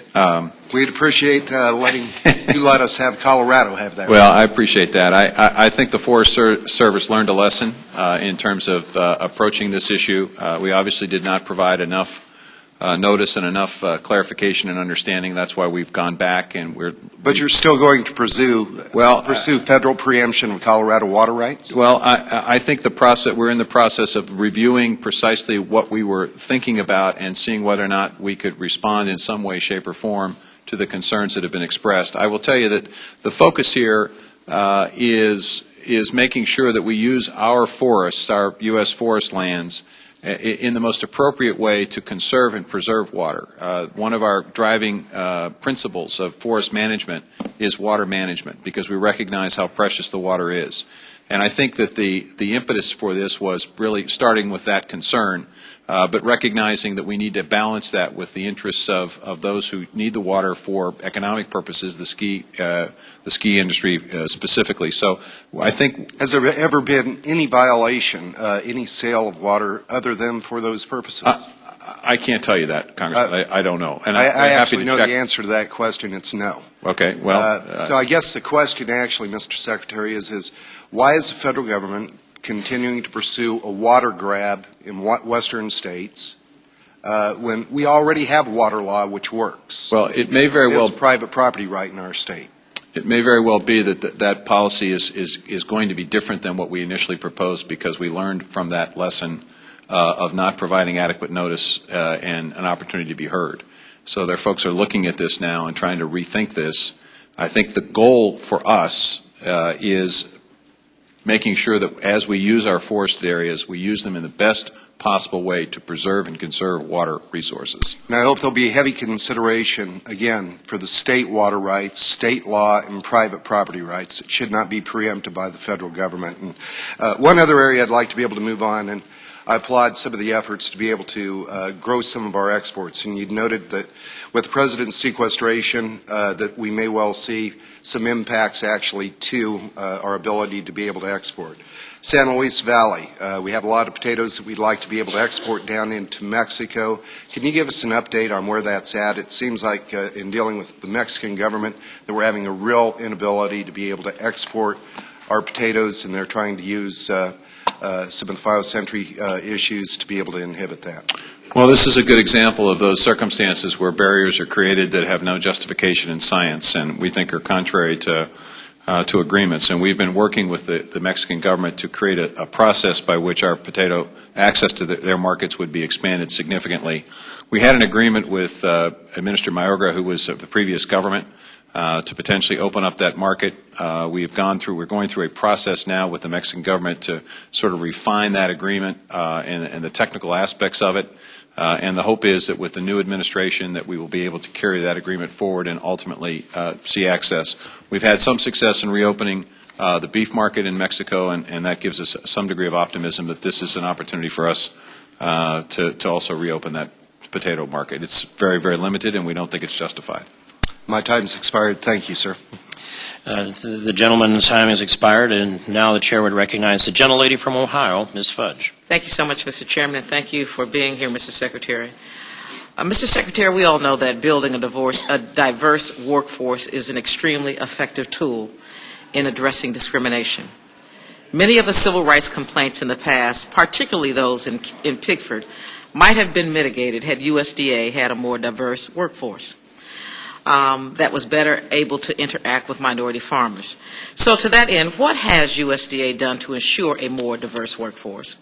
And I'm particularly interested in hearing about how many African Americans serve in leadership roles within the department. And before you respond, I just want to remind you that I asked the same question almost 2 years ago and have yet to get a response, sir. Well, let me see if I can respond to your question here, and I apologize for not responding before that. That's something that shouldn't have happened. We have engaged in a process which we refer to as cultural transformation at USDA, and every month I get a report on the diversity of our workforce. And I can tell you that we have seen significant increases in the hirings of African Americans, Hispanics, Asian Americans, Native Americans, people with disabilities, and veterans. And that's the focus of this report. We're casting a wider net to try to find good, qualified folks, and the result of that is that our numbers are increasing. Within the SES ranks, I think 17% of our SESers our senior executive service folks are African American, which is 7% higher than the civilian workforce number. Let me just ask you this, and I could be wrong, so you could please correct me. But it's my understanding that there are 12 positions that are Senate-confirmed positions within USDA, and one is an African American. I don't think that's, well, that may be correct now because one of the positions that was Senate-confirmed is no longer Senate-confirmed. But that we have an African American who's in charge of our entire operations, Dr. Parham, Greg Parham. We have an African American who's obviously in charge of the civil rights area. We have an African American who's the administrator of our largest part of our budget. Well, if we know that, why is it so difficult for me to get a report? Which I even asked you about as recently as a couple of months ago, a chart. Well, the other, I mean, I can give you our the cultural transformation report if that would be of assistance and help to you. Whatever answers my question is what I would like to have, sir. Well, the other thing. I'm going to go to my next question. Okay, may I just add one other thing which I think is important? As long as you do it quickly. I'm trying to stay within my time. I understand. We've also added minority representation on our county committee process, which should address the issue that your question started with, which is the... Whatever information you can give me would be helpful, sir. Let me also ask, has there been any plan to, in a very targeted fashion, address rural hunger in this country? We know that, certainly I'm not from a rural community, I'm from an urban community, but I do understand hunger. And I know that the rate of rural hunger has been increasing. Is there some way you are going to target rural communities as it relates to the hunger issues that exist today? I would say quickly two answers to that question. One, our Strike Force initiative, which is now in Mississippi, Arkansas, Georgia, Nevada, Colorado, South Dakota, North Dakota, Virginia, North Carolina, and New Mexico. This is an effort to really focus on the persistently poor areas of those states, and part of that involves expanding opportunities in all of our programs. In New Mexico, we saw a rather significant expansion in our summer feeding program as a result of Strike Force. The second thing is our Healthy Financing Initiative, which is designed to address the issue of food deserts in both urban and rural areas. And while we don't have resources appropriated by Congress, we're using our existing programs to try to advance the cause of solving the food desert issues in those rural areas. Thank you. And my last question for you is, how is the sequester going to affect TFAP? We'll see a slight reduction in the amount of resource available for TFAP, which obviously will mean that we won't be able to, the food banks and so forth won't be able to have as much in the form of commodities. We anticipate roughly $700 million pounds of food being provided. It would be a little bit more were it not for sequestration. Thank you very much. I yield back, Mr. Chairman. The gentlelady yields back. The chair now recognizes the gentleman from Arkansas, Mr. Crawford, for 5 minutes. Thank you, Mr. Chairman. Mr. Secretary, I know that the issue of the CAFOs was raised earlier. One of my colleagues had discussed it with you briefly. I just want to ask some questions regarding that. During the EPA's rulemaking process, can you tell me if USDA raised to OMB and EPA the same biosecurity, food supply, and producer safety concerns that were raised by the Department of Homeland Security? Our focus in conversations with the EPA about that rule was to try to consistent with their need to protect the environment, minimize the disruption in livestock operations. Were those concerns conveyed in writing? I'm not sure about that. I know what we had was that we have a liaison who comes over to the USDA 2 or 3 times a week to discuss issues, and I'm sure there were verbal conversations. I'm not sure if there was a written message, but I know that there was clearly verbal conversations about this because I was engaged in them as well.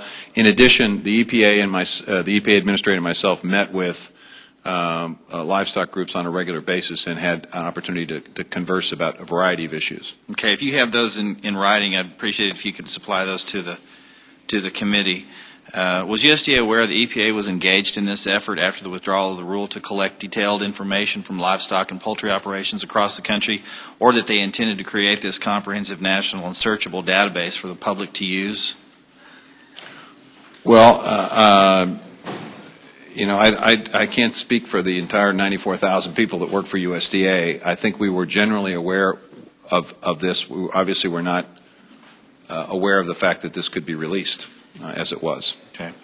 I guess now the most important thing, now that this information is out, what will you do as Secretary of Agriculture to protect producers and their operations from the possible misuse of this information?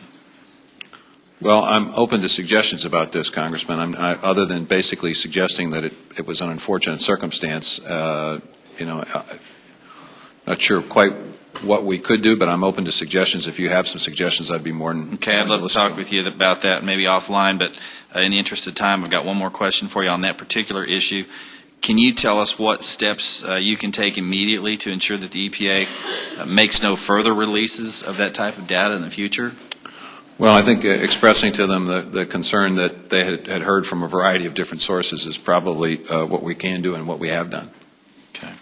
I want to switch gears just a little bit and talk about catfish.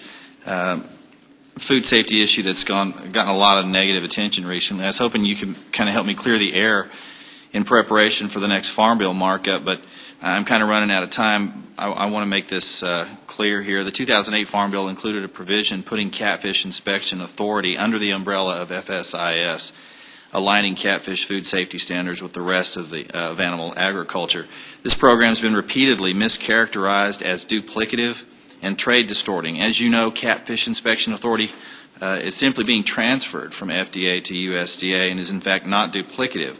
I wanted to question you on how often foreign countries have retaliated against American goods as a result of USDA's meat inspection requirements.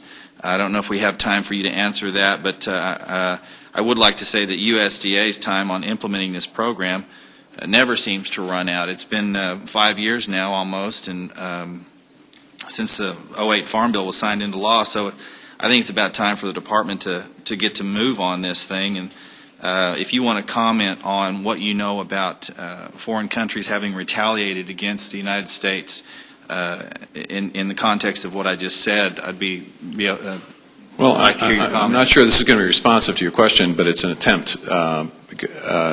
We are confronted with barriers almost every week and every month by countries. I mean, APHIS last year knocked down 175 barriers alone just in their department. So there's constant pull and push in trade issues and constant barriers being constructed. Right now we're dealing with Russia and China and ractopamine, an issue that has no scientific basis, where the international community has spoken through Codex, and we still have these barriers being constructed. So that's happening all the time. And I would agree with you, Congressman, that it's time for us to take action on catfish, and I would anticipate that will happen this year.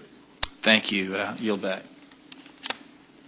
I thank the gentleman. The chair now recognizes the gentlewoman from California, Ms. Negrete McLeod. Oh, she's not here.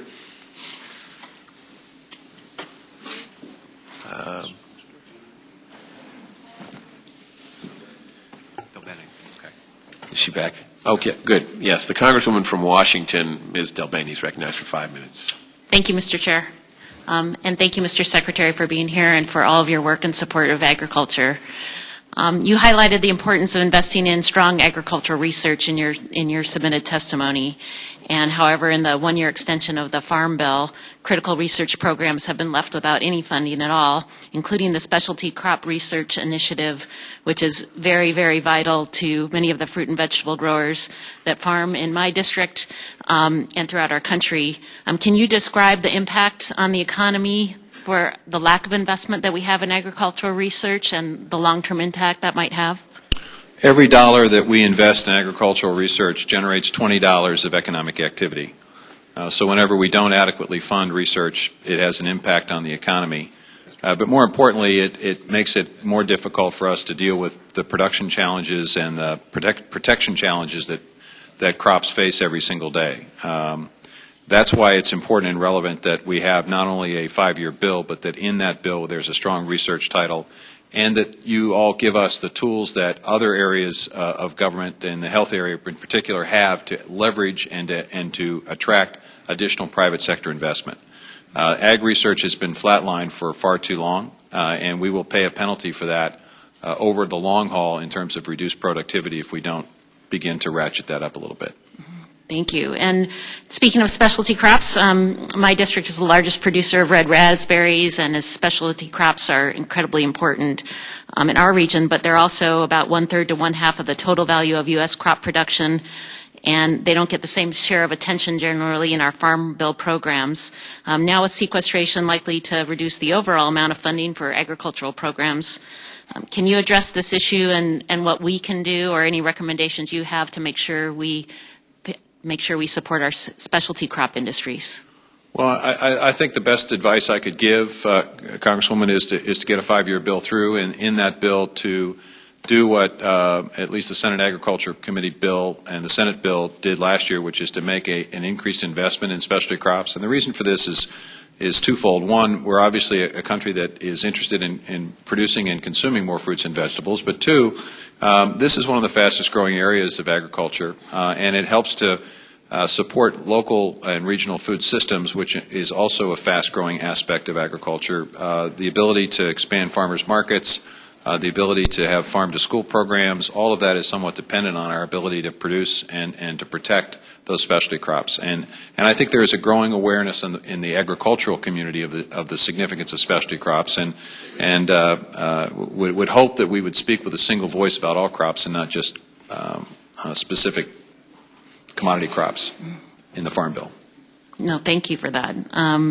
When the continuing resolution runs out at the end of the month, 4 communities in my district will become ineligible for rural housing loans because the USDA will revert to a definition that uses a population requirement that's pretty outdated. Changing that threshold shouldn't impact the budget, but it would maintain current eligibility. Do you have an issue with changing that definition, especially when we were talking about a general definition of rural being 50,000? That's not currently what's used in this. We've made a concerted effort to try to make sure that we didn't disenfranchise folks from that the housing programs based on a definition until Congress has had a chance to speak in the Farm Bill. I appreciate you raising the issue of the sequester. It's going to have an impact on housing programs generally.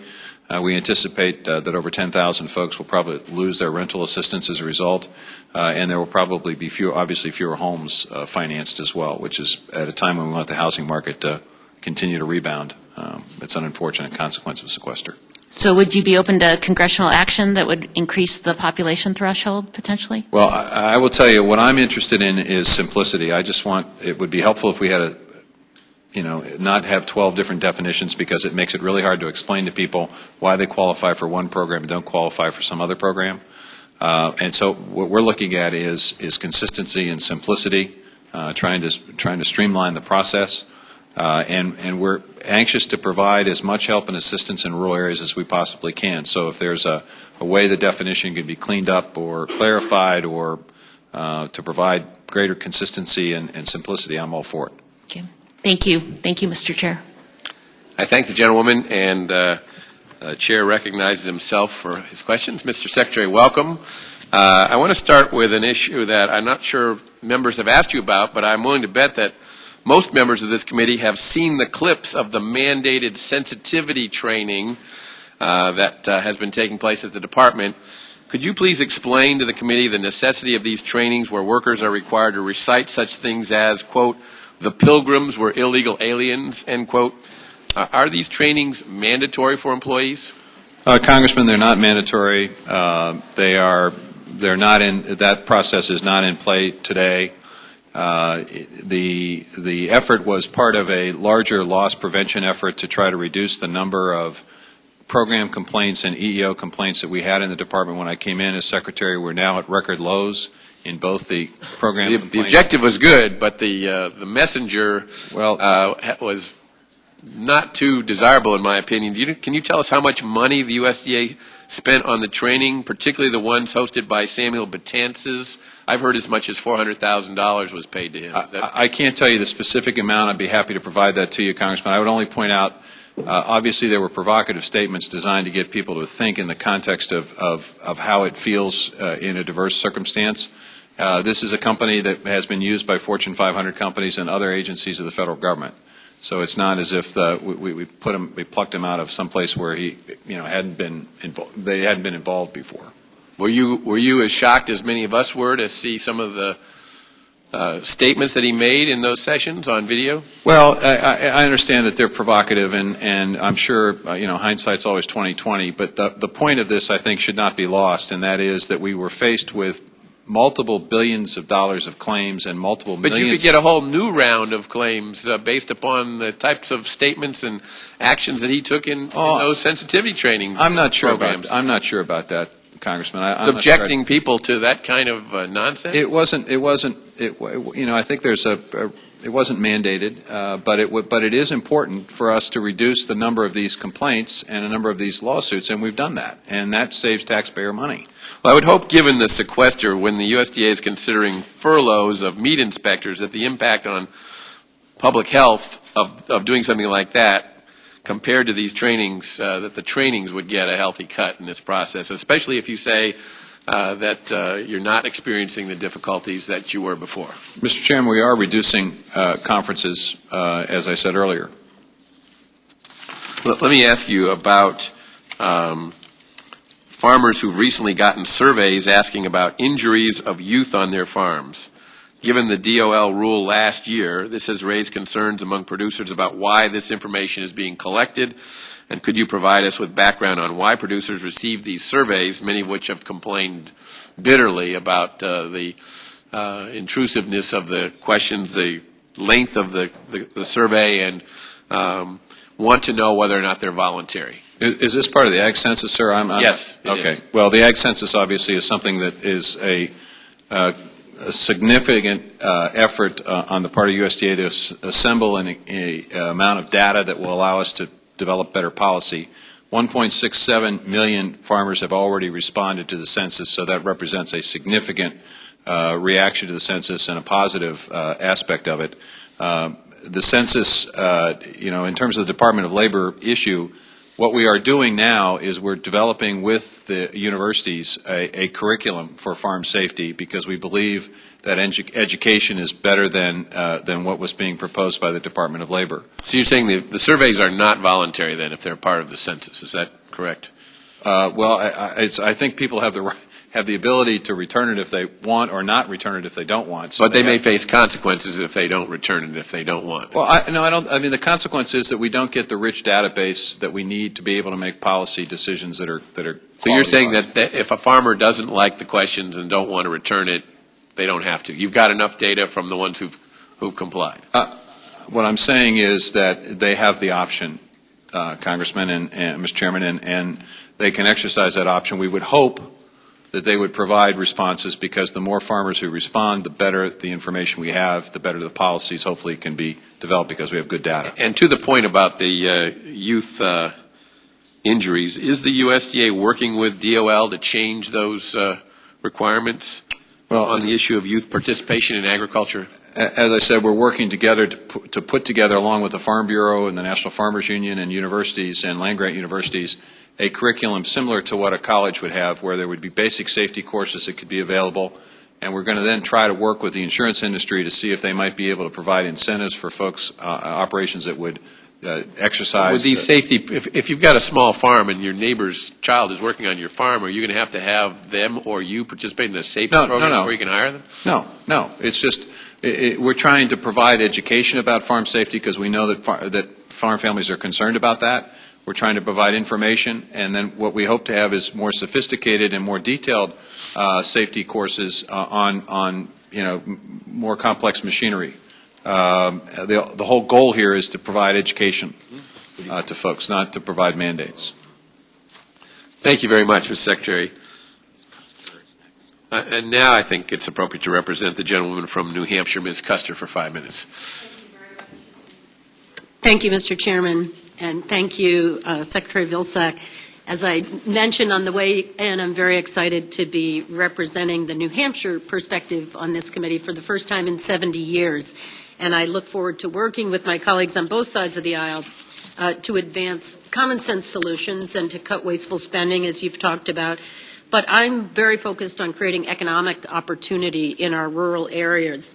I represent the 2nd District in New Hampshire, which is rural with agriculture and bio biomass and bioenergy projects. And my question relates to a project in our district in the city of Berlin, New Hampshire, up near the Canadian border. A former paper mill is being repurposed into a 75 megawatt biomass power plant to provide renewable energy and new jobs both at the plant and businesses. And I was particularly excited to visit just recently to see the number of jobs. There were over 400 construction jobs while the project is in construction, and they expect hundreds of jobs continuing. Can you talk to us today about the impact of the funding and the sequester issues on development of energy in our rural areas? And in particular, in bioenergy development, are we losing ground by not moving forward with the Farm Bill? Well, when the Farm Bill was extended, it didn't include a reauthorization or additional resources in the energy title. So to that extent, we're sort of in a holding pattern as it relates to bioenergy. We still are funding 9 biorefineries that are using non-food feedstocks. We still have a regional research effort underway. We still are helping advance biofuel producers with resources, but we are pretty much limited in what we are currently doing. We can't really extend it until we get direction from Congress and resources. In terms of the sequester, the one vehicle that could be used by a company potentially to embrace biomass energy production would be the Business and Industry Loan Program or some of our RUS programs, Rural Utility Service programs. But all of those are subject, obviously, to the sequester, so to the extent that we have to reduce those accounts by 5 or 6%, whatever it is, that obviously limits the amount of projects that we can fund. Just in the last 4 years, we've had 15,000 grants and loans in that B&I program, helping over 60,000 businesses and helping to stimulate and support 300,000 jobs. So every time you have a fewer resources, you obviously will have fewer projects, which means fewer jobs. Thank you. And then the other question I have relates to conservation, which is a hallmark in our New Hampshire history and an important part of managing our forests and farmlands. We've talked about the importance of USDA's conservation programs to farmers, and particularly young farmers who are just beginning their operations. I've been involved in some conservation efforts to protect small farms so that we don't lose them in New Hampshire. Will there be impacts on individual Farm Bill conservation programs under the sequestration, and is there enough funding to pay out our existing obligations under the contracts that are in force right now? There will be sufficient resources to pay out on existing contracts. The problem is we won't be able to go quite a bit further. We estimate 2,600 farmers will not, and that's across the country, will not be able to get the help they need to even put a plan together because we won't be filling vacant jobs, about 400 jobs. Then secondly, there are about somewhere in the neighborhood of 11,000 to 12,000 producers that will probably not get the financial support they would have otherwise gotten but for sequester, so they won't be able to proceed with their conservation program with the cost share that they were counting on. So that probably will reduce the number of projects that move forward. And the problem with all of that is it also has a ramification not just on the environment, but also on our ability to produce outdoor recreational opportunities to the extent that we use conservation to increase habitat or increase and improve water quality and fishing. That could potentially reduce over time the outdoor recreational opportunities as well.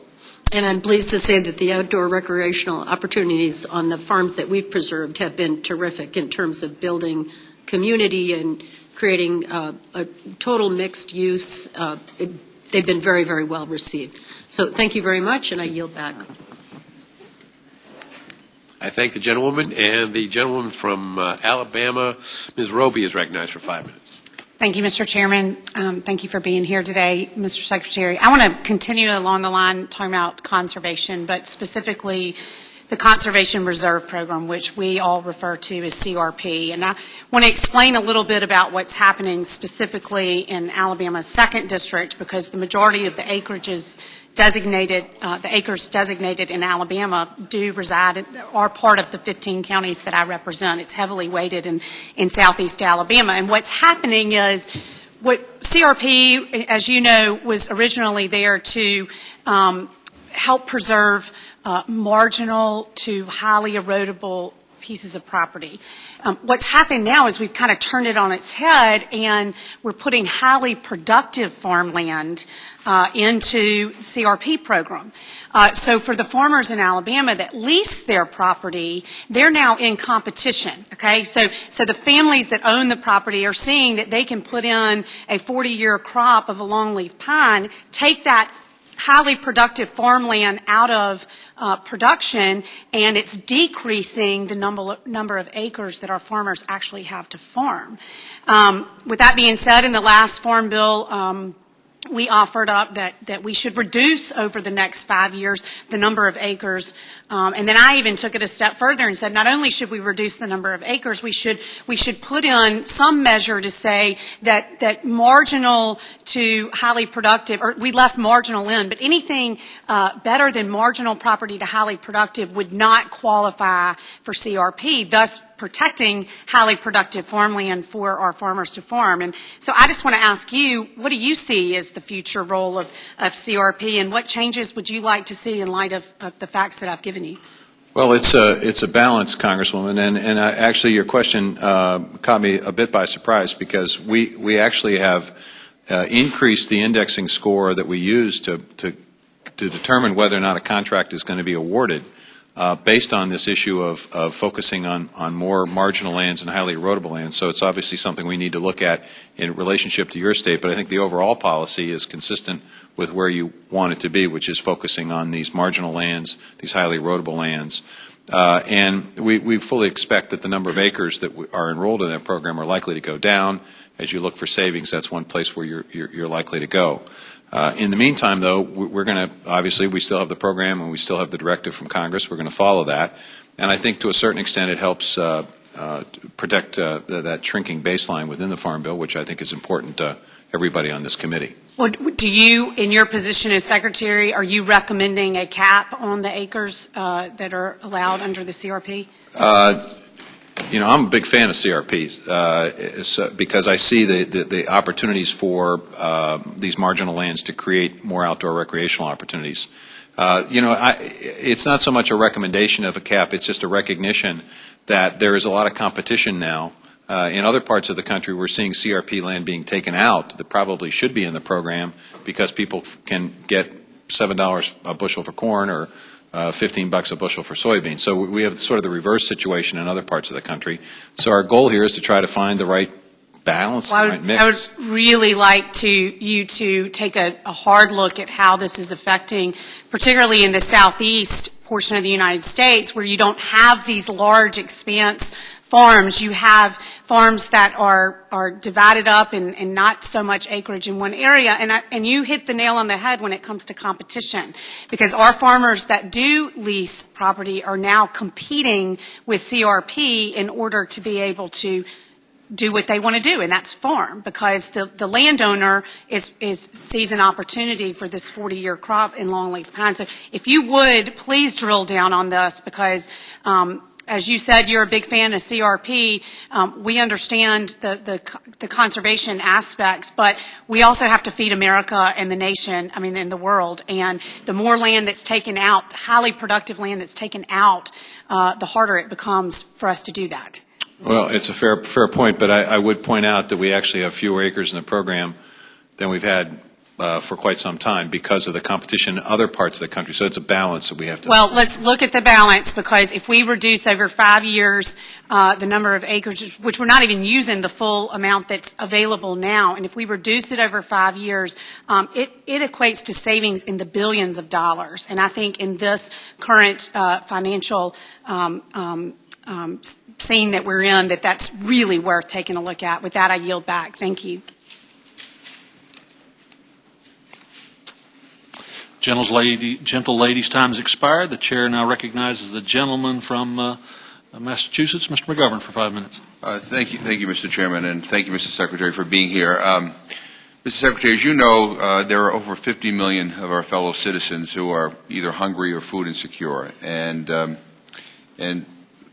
one of the reasons why we don't have starvation in this country is because we have kind of an anti-hunger safety net, including SNAP, which provides people a modest benefit to be able to put food on the table.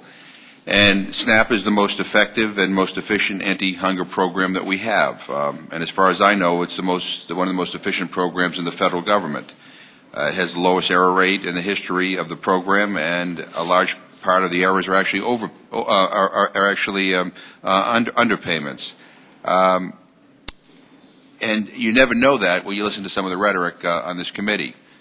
This program has been demonized and diminished in a way that I think is totally unjustified.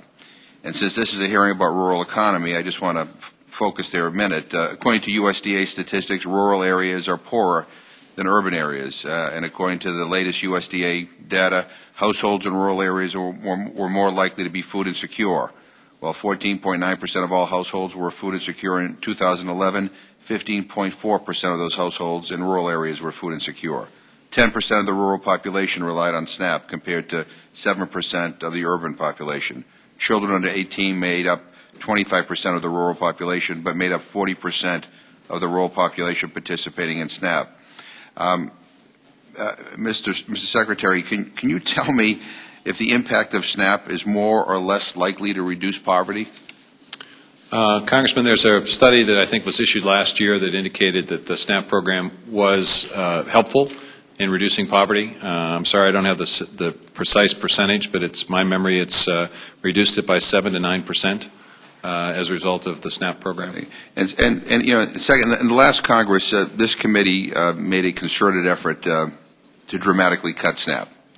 Can you talk about how the cuts to SNAP that would range from $16 billion to $33 billion or more would impact rural America? How would these cuts impact the ability of low-income rural families to purchase food? What would these cuts do to local economies? How would SNAP cuts impact the school breakfast or lunch programs? Well, the SNAP program is part of the safety net, and it provides resources to families to be able to shop. 95% of the SNAP program is benefits are spent within the first 30 days of receipt, so they get into the economy very quickly and they circulate around in the economy. I think part of the focus, Congressman, if I might say, obviously people are concerned about the overall cost of the program, and I think there's an interesting debate that takes place about that, but I think we're missing the point. And the point to me is that if you want to reduce SNAP, the one way to do it that is the most beneficial is to focus on the individuals who are very close to no longer needing SNAP and figuring out a way in which we could assist them with a better paying job or more training that would allow them to access a better paying job so they no longer would need the program. And I absolutely agree with you. I mean, that's one of the reasons why I've been urging the White House to do a conference on food and nutrition so that we can connect all the dots that not only make sure that people get what they need in the short term, but that there's a clear path to be able to get off of public assistance to be independent. Finally, I just want to say that I think we need the administration to stand up and fight for this program, because I worry as we talk about balancing budgets that SNAP has become kind of the convenient ATM machine. I hear it in this committee. I hear it in the Budget Committee that if we want to balance the budget, we have to dramatically reduce SNAP, which means that millions of families who currently receive a benefit will no longer receive a benefit. And the administration, did, to its credit, help us in the stimulus bill with an uptick in SNAP, but we then paid for the FMAP bill and for the child nutrition bill with those SNAP dollars. And if we do nothing right now, the benefit will actually decrease by the end of the year. And so, I think we need the administration to draw a line in the sand that enough is enough. We can't afford a $16.5 billion cut in SNAP without adversely impacting a lot of poor people. And I would hope that the administration would draw that line in the sand and make it clear to this committee or any other committee that's talking about those kind of dramatic cuts that there is a point where you go so far that we're not going to sign that kind of bill because it would adversely impact millions of people in this country and millions of poor people in this country.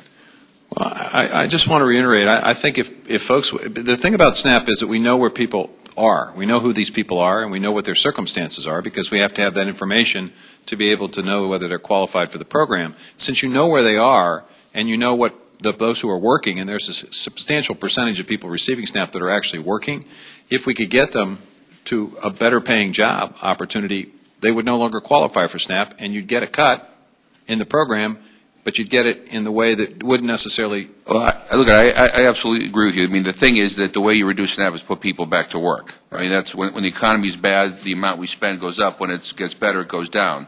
But in the short term, I think it's important the administration make it clear that a cut of $16.5 billion to $33 billion is unacceptable. Gentleman's time has expired. The chair now recognizes the gentlelady from South Dakota, Ms. Nome, for 5 minutes.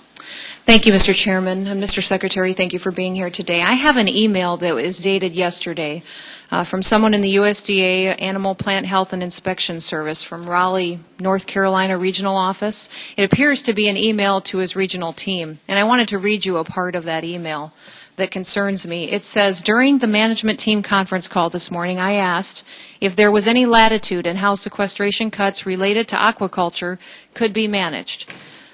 Spread across the region. The question was elevated to APHIS BPAS. The response back was, we have gone on record with a notification to Congress and whoever else that APHIS would eliminate assistance to producers in 24 states in managing wildlife damage to the aquaculture industry, unless they provide funding to cover the costs. So it is our opinion that however you manage the reduction, you need to make sure that you're not contradicting what we said the impact would be. Mr. Secretary, I'm very concerned about that last line. I'll read it to you one more time. However you manage that reduction, you need to make sure you're not contradicting what we said the impact would be. Mr. Secretary, is it the policy of your department and within USDA to not use any flexibility that you may have in managing the sequester? No, Congressman, and I'm not sure whether that decision is a result of prioritizing and actually using flexibility. If we have flexibility, we're going to try to use it to make sure that we use sequester in the most equitable and least disruptive way. There are some circumstances, and we've talked a lot about the meat inspection, where we do not have that flexibility because there's so few accounts. But in other areas, you may have multiple accounts, and you may have flexibility, in which case you have to prioritize what's the most important thing to adequately and appropriately fund. I'm not familiar with that email, obviously, nor am I. Would you agree that reducing the impact to producers should be a priority? It is, yes.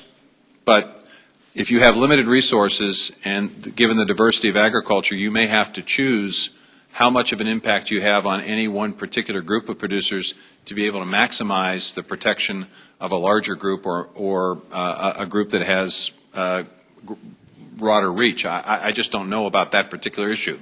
I wouldn't say that we've said no to flexibility, but there are certain circumstances where we don't have flexibility. My concern from the email is that it intends, I believe, and the way that it is worded is that it prioritizes staying consistent with the administration and what they previously said than what they may decide to do to protect producers. And I'm hopeful that that isn't an agenda that's been put forward that really will look at the reductions that we have to deal with and do them in the best manner possible to make sure that we protect the industry and as many producers as we can. I don't disagree with that. Okay. Thank you. I just wanted to follow up quickly with, you know that in South Dakota we have a big problem with the mountain pine beetle. And the mountain pine beetle response project has been wonderful for us to get that opportunity in the Black Hills to help manage that infestation. So I want to thank you for your help with that and getting that off the ground. My concern is that with sequestration coming, I recognize that there's going to be a decrease in logged areas and contracts within the hills and throughout the nation because of those reductions in spending. But it appears to me when I look at the numbers that we're going to reduce actual board feet harvested to a greater extent than what the sequestration cuts would reflect. And I'm wondering if you could comment on that. Well, it may very well be a result of making a determination of what's the most significant thing we can do. Do we have to have adequate resources in our fire suppression budget? Is it more important to protect safety of homes and people by treating more acres in that interface between the wildlands and the urban interface? There are a series of decisions within the Forest Service because we have a lot of different accounts that we can make. And I think that that's an estimate in terms of what will likely happen with reference to board feet. It costs us money when we have lumber treated, and I think there is a determination that that's a consequence of sequester. Now, whether it's disproportionate or not, I don't know. But if it is disproportionate, it may be because there's a higher priority related to safety in terms of the Forest Service. And we have, obviously, as you well know, faced a horrendous set of fires the last couple of years, and the expectation is with drought and the pine bark beetle that that's not going to go away for a while. Yeah, we absolutely have an emergency situation in the Black Hills, and communities that live amongst these dead and dying trees that a lightning strike away from wiping out an entire town or population. And so we are very concerned with that, and that's why when we look at this situation, we'd like to see those numbers increased. We'd like to see full funding come into the programs that as they are allocated, and hopefully that they'll be prioritized within the Forest Service. Well, we want to see more board feet. That's a goal. We're trying to get to $3 billion and beyond. We recognize the importance of that. Thank you. Appreciate it. With that, Mr. Chairman, I yield back. Gentlelady's time has expired. The chair now recognizes the gentleman from Texas, Mr. Gallego, for 5 minutes. Thank you, Mr. Chairman. And thank you for being here, Mr. Secretary. You have a great command of all of the issues. As a new member, I'm finding it interesting. I mean, Congress used its power of the purse to cut your budget, but doesn't seem to like the idea that that means also a reduction in services. And so I appreciate the spot that you're in that sense. I want to join in the conversation about the definition of rural. I heard you just say, or perhaps I misunderstood you, that part of the philosophy now going forward is to talk about it in terms of regions. And one of the challenges in the rural part of Texas that I represent as an example is Ozona, Texas has about 3,000 people in it. But you've got to drive a little over 100 miles to get to Fort Stockton, Texas, which has about 10,000 people in it.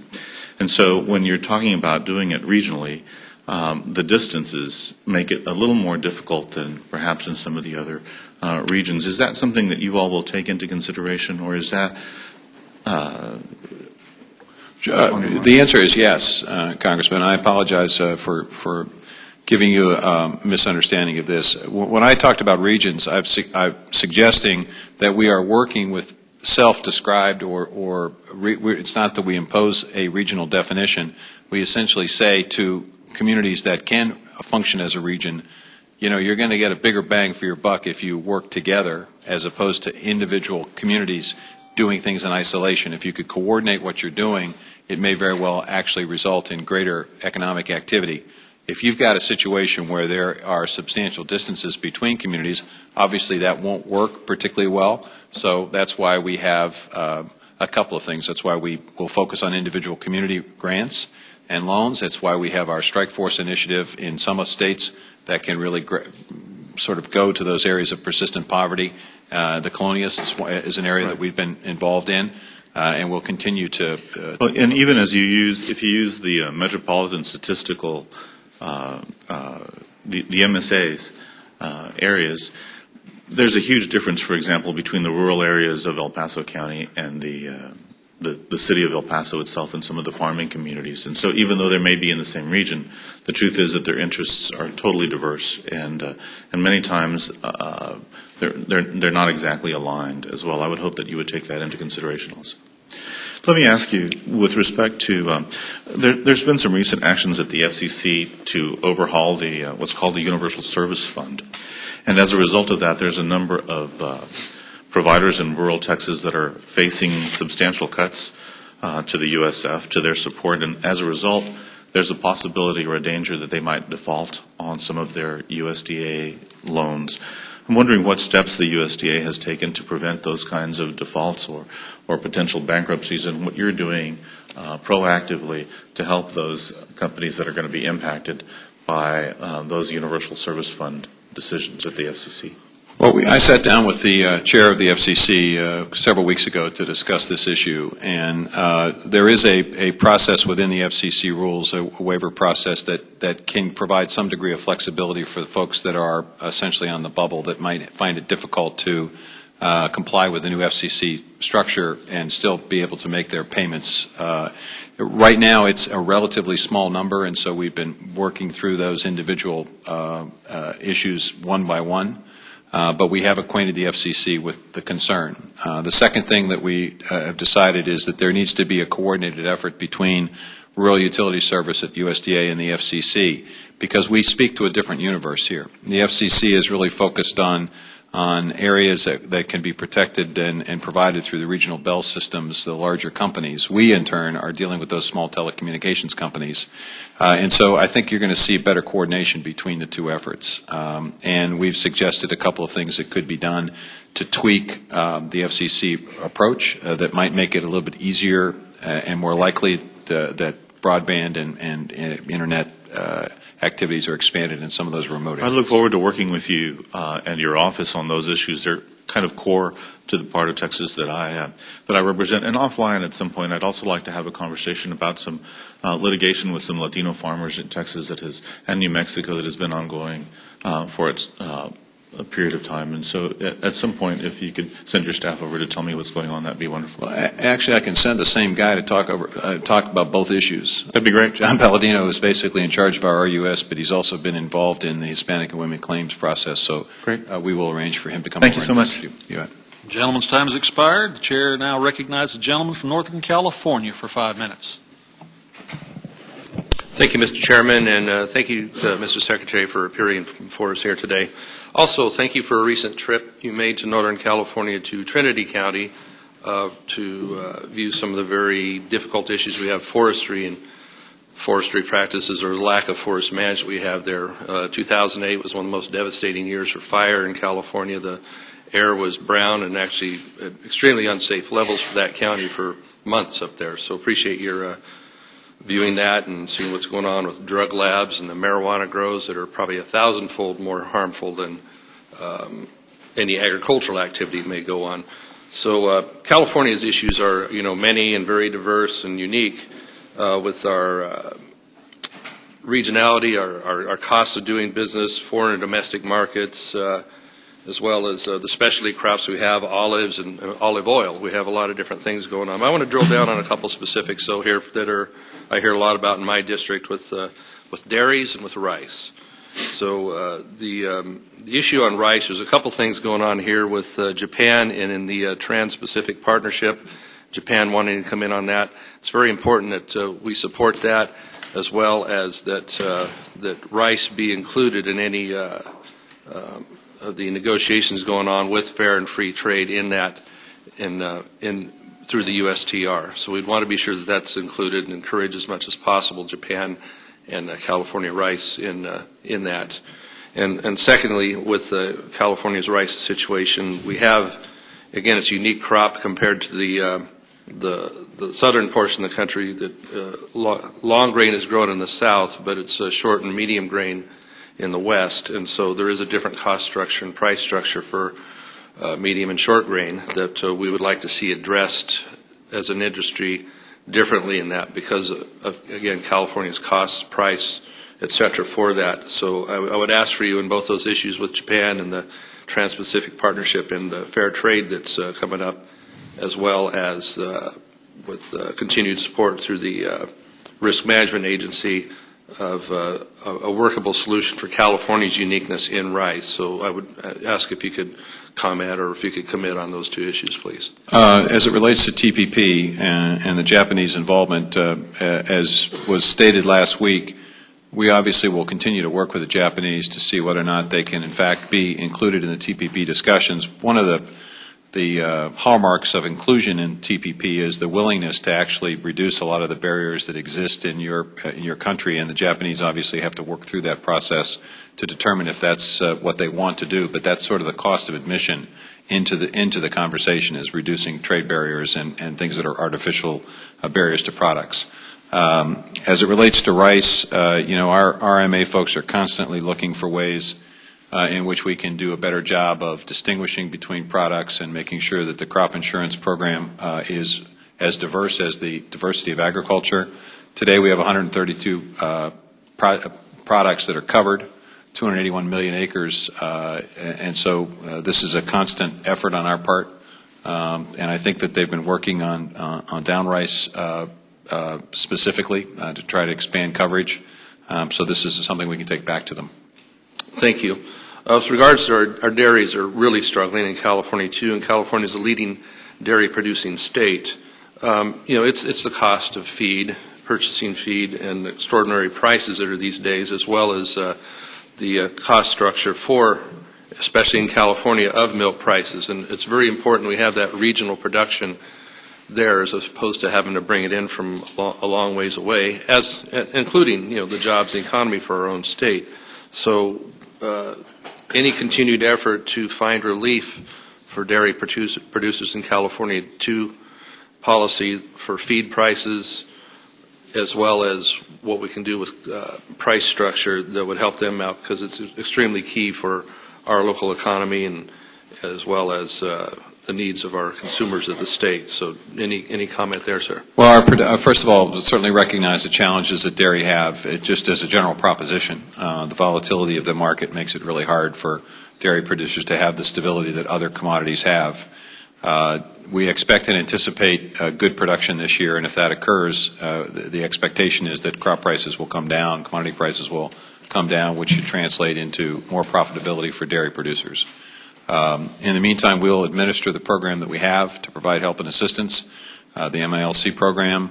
It may be adjusted a little bit because of sequester, and it's one of those issues that we have to figure out. Folks who've already received their MILC payments, whether or not there's any kind of reimbursement that has to take place.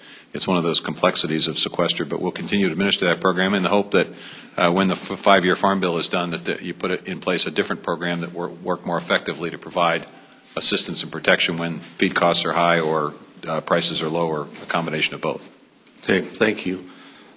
Quick note on that sensitivity training too. I got a lot of calls about that, and I'm sorry, on what? On the sensitivity training. We got a lot of calls about that, and being provocative, depending on which racial group is being provoked, it could cut across all those lines. So I would say that we need to be a lot more careful about that, because it could be as hurtful or offensive to anybody, no matter who's on the receiving end. So thank you for looking into that. Gentleman's time has expired. The chair now recognizes the gentleman from New York, Mr. Maloney, for 5 minutes. Thank you, Mr. Chairman, and I look forward to serving with you on the committee. Mr. Secretary, thank you for your testimony today and for your extraordinary service to your own citizens in your home state, but also to all of us in your current position. It's much appreciated. I represent the Hudson Valley, just above New York City, and we have a lot of specialty crop farmers in the Hudson Valley, in Orange County, but also on the east side of the river. There's a real feeling in my part of the world, as important as the sector is to feeding New York City and to the economy of the local region, that the laws are and the department are oriented in such a way towards the large agribusinesses in other parts of the country that they often leave our folks behind. In particular, I have one of my constituents here today, Chris Pavelski, who runs as a 4th generation, I believe, onion farmer from Central Orange County. There's another couple he introduced me to, Jeff and Adina Bialis, who grow 250 crop varieties on 12 acres of land, and sometimes they'll change the crops during the season. They have real problems with the crop insurance programs. So I was hoping you might say a word about the attention to the department to especially crop farmers and to the way the crop insurance program works, or in many cases does not work, for those types of farmers. Well, first of all, I'm familiar with the Hudson Valley. I went to school in upstate New York, both college and law school. So, well, that explains your outstanding service to the country. It's all coming clear to me now, sir. Right. Well, first of all, we continue to expand access to crop insurance. Basically, 85% of commodity producers are covered by crop insurance. That percentage is less for specialty crop producers. It's about 70%. Far more fruit producers are covered than vegetable producers, but that is increasing. We are constantly looking at data and accumulating information that allows us to actuarially develop products and expand those products. We're also significantly expanding one area of the specialty crop world which has not received a lot of attention until recently, which is the organic producer. Only about 20% of organic production is covered by crop insurance, so it's unique because of the value-added proposition. So it's about really accumulating the data and the information. If I could just interrupt briefly, would you support efforts to sort of minimize I understand part of the problem is getting good actuarial data to provide that type of insurance. There are some ideas out there to make this more cost effective for folks in terms of the match and how it's done.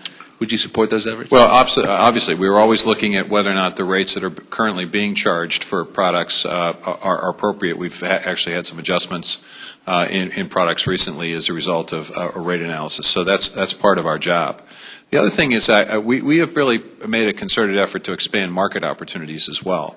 It's not just providing the risk management, it's also creating market opportunities. And that's one of the reasons why the local and regional food system effort, Know Your Farmer, is important, because it creates new market opportunities. It's why the Farm to School program is important. It creates new market opportunities. It's why we've knocked down trade barriers to some of our fruits and vegetables, because that's market opportunity.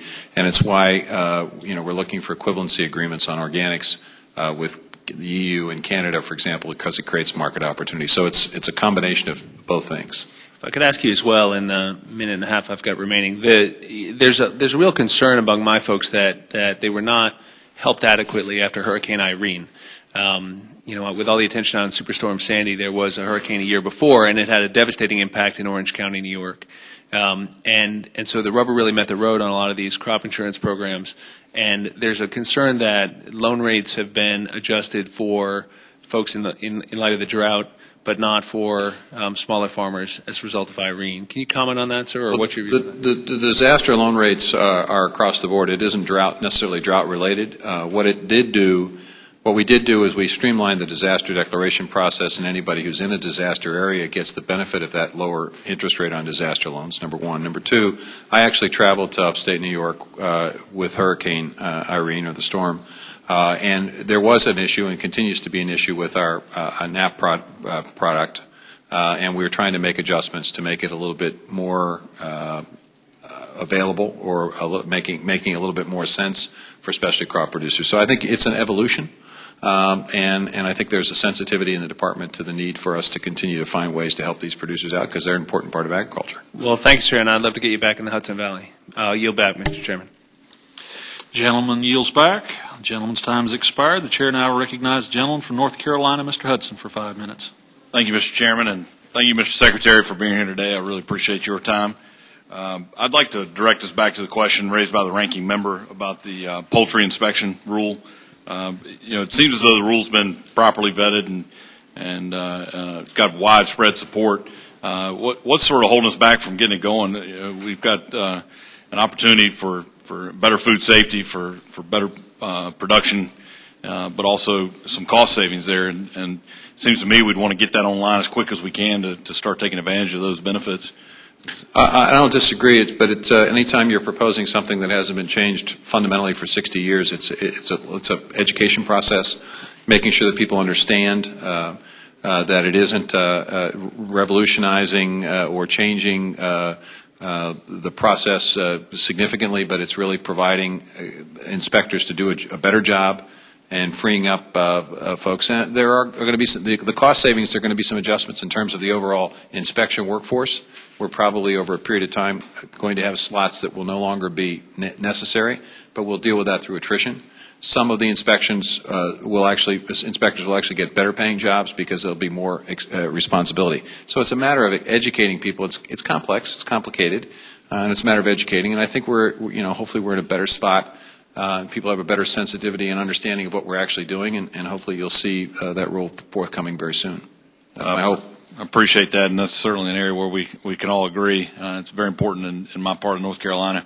I wonder, though, if as we're looking at sequestration and the issues you're having to deal with inspectors, if we could start putting this process in place, would that enable you to, if you're going to need to trim back, to do that quick enough? We wouldn't be able to do it in time to make a difference in terms of this year, because once we issue the rule, then there's a notice and comment period. We have to go through that administrative process. We would anticipate and expect a lot of people weighing in on this. There may have to be some adjustments. It will take time. So I don't think that this is the vehicle for creating a better circumstance than what we have in food inspection, unfortunately. I understand. Well, just ballpark, are we talking about next year implementation, or? That's the hope, but to make sure you understand, it's likely that this will be staggered, and it's likely that not every production facility will use this new system, because it does depend on the way in which your plant is set up and the space of your plant, and it may not work for some plants, but we think it will work for enough plants that we can save resources and certainly increase food safety. Gotcha. Well, thank you, sir. I'll yield back my time, Mr. Chairman. Gentleman very efficiently yields back his time. The chair now recognizes our friend from Illinois for 5 minutes. Thank you, Mr. Chairman. Welcome, Mr. Secretary. I'm very impressed with your breadth of knowledge. You certainly have a firm grasp of the issues. Mr. Secretary, the Navy, the U.S. Department of Agriculture, and the Department of Energy have a memorandum of understanding in place promoting biofuels. But would you be supportive of expanding these efforts to include the United States Air Force as well as the Navy? Well, yes, the Air Force is involved in other aspects of this initiative, but this specific initiative between the Navy, the Energy Department, and us is really designed to create the infrastructure that will allow us to produce a drop-in aviation and marine fuel, which obviously could be used by the Air Force and the Army and the Coast Guard. So then your understanding would be that once the infrastructure is in place, that it would be expanded to the other military services as well as the Navy? Well, it would create product that would be available, and frankly would also be available to commercial air. We have a Farm to Fly initiative, which is involving the commercial aviation industry, and they're very interested in this because in order to comply with international greenhouse gas reduction emissions, they're going to have to need this new fuel. So it's a very important thing for commercial aviation as well. Mr. Secretary, of particular concern to my district in southern Illinois, I like to say that I have the western coast of Illinois along the Mississippi River, is moving agricultural products to market via the Mississippi. Now, particularly in light of the low water levels that we've experienced recently due to the drought that you've spoken of, would you encourage USDA support in encouraging the Corps of Engineers to address the need for infrastructure improvements on the river? Yes. I love those kind of answers. As does the chair. Could you tell me, Mr. Secretary, what is the impact of not having, this goes back to the energy question, the biofuels question, what is the impact of not having any funding for most of the energy title program for FY13? Well, it limits our ability to continue to expand beyond corn-based ethanol to non-food feedstocks, which carry economic opportunity in all regions of the country. We think there's an opportunity to use woody biomass, plant material, livestock waste, crop residue, and municipal waste to produce new energy sources.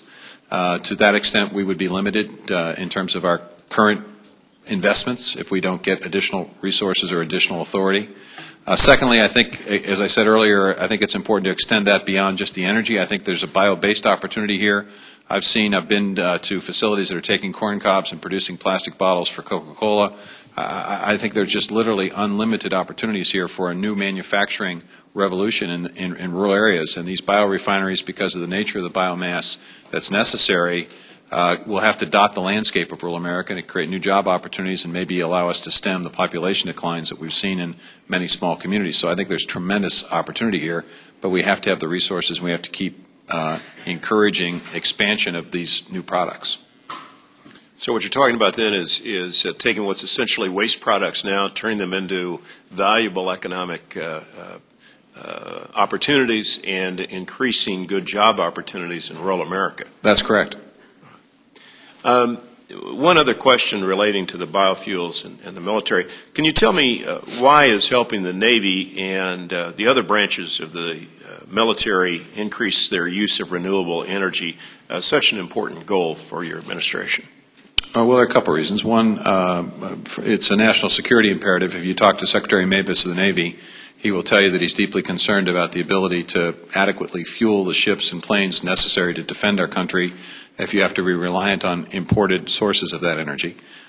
Secondly, since a high percentage of the military, a higher percentage than the population would suggest, comes from these rural areas, a lot of these folks who are serving in the military go back into the rural areas that they came from, and they want to have economic opportunity when they retire or leave the service. We're going to have a lot of young people leaving the service as a result of these wars being ended, and we're going to try to create new opportunities. And I think that there's a concern on the part of the Navy that those who have served their country admirably have economic opportunity back home, that they aren't necessarily compelled to go someplace else if they want to go back home. It creates a new industry, and there are obviously jobs connected with that new industry, and it creates an opportunity for our commercial aviation system to be more competitive internationally. So there are a lot of positives to this, in our view. Thank you, Mr. Secretary. Gentleman's time has expired. The chair now recognizes another gentleman from Illinois, Mr. Davis, for 5 minutes. Thank you, Mr. Chairman. Mr. Secretary, thank you for your time today. It was great to meet you before the hearing. I appreciate you taking the opportunity today to educate us on a few different issues, too. First off, I want to tell you the number one issue on the minds of the farmers in central and southwestern Illinois is crop insurance. As a matter of fact, President of the Illinois Farm Bureau, Phil Nelson, who has a mighty fine taste in ties, I must say, is here in the audience today to reiterate that point. Last fall, some opponents of crop insurance, they predicted that crop insurance indemnities would be about $40 billion. What's your latest estimate for the total indemnities paid for the 2012 crop year? In terms of what has actually been paid out, it's roughly $15.5 billion. I don't know that all the claims have been satisfied, but it's certainly substantially less than the number that you just quoted. So we can easily say about half the estimated costs originally. I think that would be safe. Okay. Do you agree crop insurance is working? Absolutely. I'm a father of 3 kids. 1 in high school, 2 in junior high. And I want to comment and hopefully work with you on an issue that a lot of folks are talking to me back home, and that's school nutrition. Our kids are not getting enough to eat at school. As a matter of fact, I understand the goal of the recent new changes to reduce the calories that the kids are eating, make them make better choices. But I think it's having the opposite effect. I also coach Little League and football, and I know there are some of these kids that are just not getting enough to eat at school. As a matter of fact, I think it's backfiring because they go out to the convenience store that's right across the street and they eat worse as soon as they leave. So I would ask that you give the schools the flexibility they need to make sure that they're able to feed the kids. And one size does not fit all with our children and the energy they need. Can you please comment on what USDA is actually doing to allow more flexibility? Well, there are 32 million children that are involved in this program, and so you aren't going to have 32 million different menus. You're not going to be able to individualize it to that point. It is somewhat surprising that people are concerned about this because the calorie count is not significantly less than what it was the year before this went into effect. But it does change the makeup of the meal and the makeup of the calories to provide a nutritionally balanced meal. That doesn't prohibit additional a la carte opportunities, nor does it prohibit additional snacks, nor does it prohibit youngsters using vending machines that are in school with healthy snacks. So we recognize the need for flexibility, and so we indicated to school districts that they could adjust within the week portion sizes, and so long as they kept within the basic framework. I mean, we do have a serious issue with obesity. A third of our children are overweight or obese. That's going to have consequences in the classroom. It's going to have consequences in health care. It's going to have consequences in opportunities. It's a national security issue. We've had retired generals and admirals come into this very building and testify on behalf of these nutrition standards because they're concerned about the shrinking number of young people available to serve in the military. So it is an issue. And we've provided flexibility, and I think that there's at least, perhaps not in your area, but at least in many parts of the country, a greater acceptance and understanding of what we're doing. And we've seen, particularly among the elementary school kids, that they're really excited about this. I'm not getting that excitement out of the folks that are in my district, but I'd be happy to work with you and let you know some of the individual circumstances that some of our schools are facing. I have one last question with the balance of my time. You know, Mr. Secretary, it was reported in today's Washington Times that the federal government's actually posted 400 new jobs yesterday, including 3 insect production workers to help grow bollworms in Phoenix. At a time when this administration is claiming that sequestration is going to cause flight delays, meat shortages, are you going to still fill those 3 positions in Phoenix? Well, I'm not familiar with those 3 positions, Congressman, and I'll be happy to check on that. But I do want to say a couple of things in response to your question. First of all, we have 8% fewer workers than we had when I took over. We have a budget that's less than it was in fiscal year 2009. We have made a lot of changes on a lot of things that have created a great deal of difficulty in terms of getting our job done, but we're getting it done. We're going to continue to be mindful of the importance of working with taxpayer dollars, and I'm pretty proud of the effort at USDA to save and reduce spending by $700 million. So, with due respect, you can pick out 1 or 2 items, but on balance, you've got a workforce. Just a minute, let me finish. You have a workforce that's very committed. Mr. Secretary, to the people of rural America. I appreciate what you've done at USDA, and I'm glad you guys have cut. But with sequestration and what we're seeing in the news media today, the fact that we've got 3 positions that are at the USDA, and granted, there are many others that I think should be pulled down before we start furloughing some of the workers that are on your payroll now. I just want to make sure, I want to know, can you please look into the fact that we have 3 brand new positions to actually grow bollworms in Phoenix? If we could please look at positions like that. I'll look into that, but if you'll understand that even if those positions are not filled, it doesn't have any impact on meat inspection. That's the thing that seems to be missing here, is a recognition of what you all have done. With the sequester, the way it's structured, every account item has to be cut by a certain percentage. And so in the food safety area, there are only a couple of accounts, and they're almost all labor. So even if you create, you eliminate those jobs, it isn't necessarily going to resolve the issue that we're all concerned about. Would the because of the way sequesters. Would the gentleman from Illinois yield to the chairman for a moment? Yes, sir. The Secretary is exactly right. But one of the challenges we face here is trying to come up with ways to mitigate the effects of sequestration. That was my earlier line of questioning about whether the department had worked with OMB or the appropriators to try to come up with language. We as a committee have been trying to work with the appropriators when there's an opportunity in this CR or legislatively to give you the flexibility. They say they've heard nothing from the department or OMB or the administration. That's our concern. Thank you, Mr. Secretary. The gentleman's time has expired. The chair now recognizes the gentlelady from New Mexico for 5 minutes. Mr. Chairman, thank you very much. And Mr. Secretary, it's a pleasure. I'm delighted to get to meet you today and to have you before this committee. I also appreciate that several questions today and much of your testimony has been focused on food security issues and hunger, and that New Mexico is included in your recent efforts. Strike force, I think, is the language that you use to address this problem. As you are already well aware, New Mexico has one of the highest hunger or food insecurity rates in the country, and you identified that in our food security, or a couple of those programs, both SNAP and the Commodity Supplemental Food Program, that we have a growing number of disabled adults and seniors on those programs. And in fact, in New Mexico, what you have is another dynamic.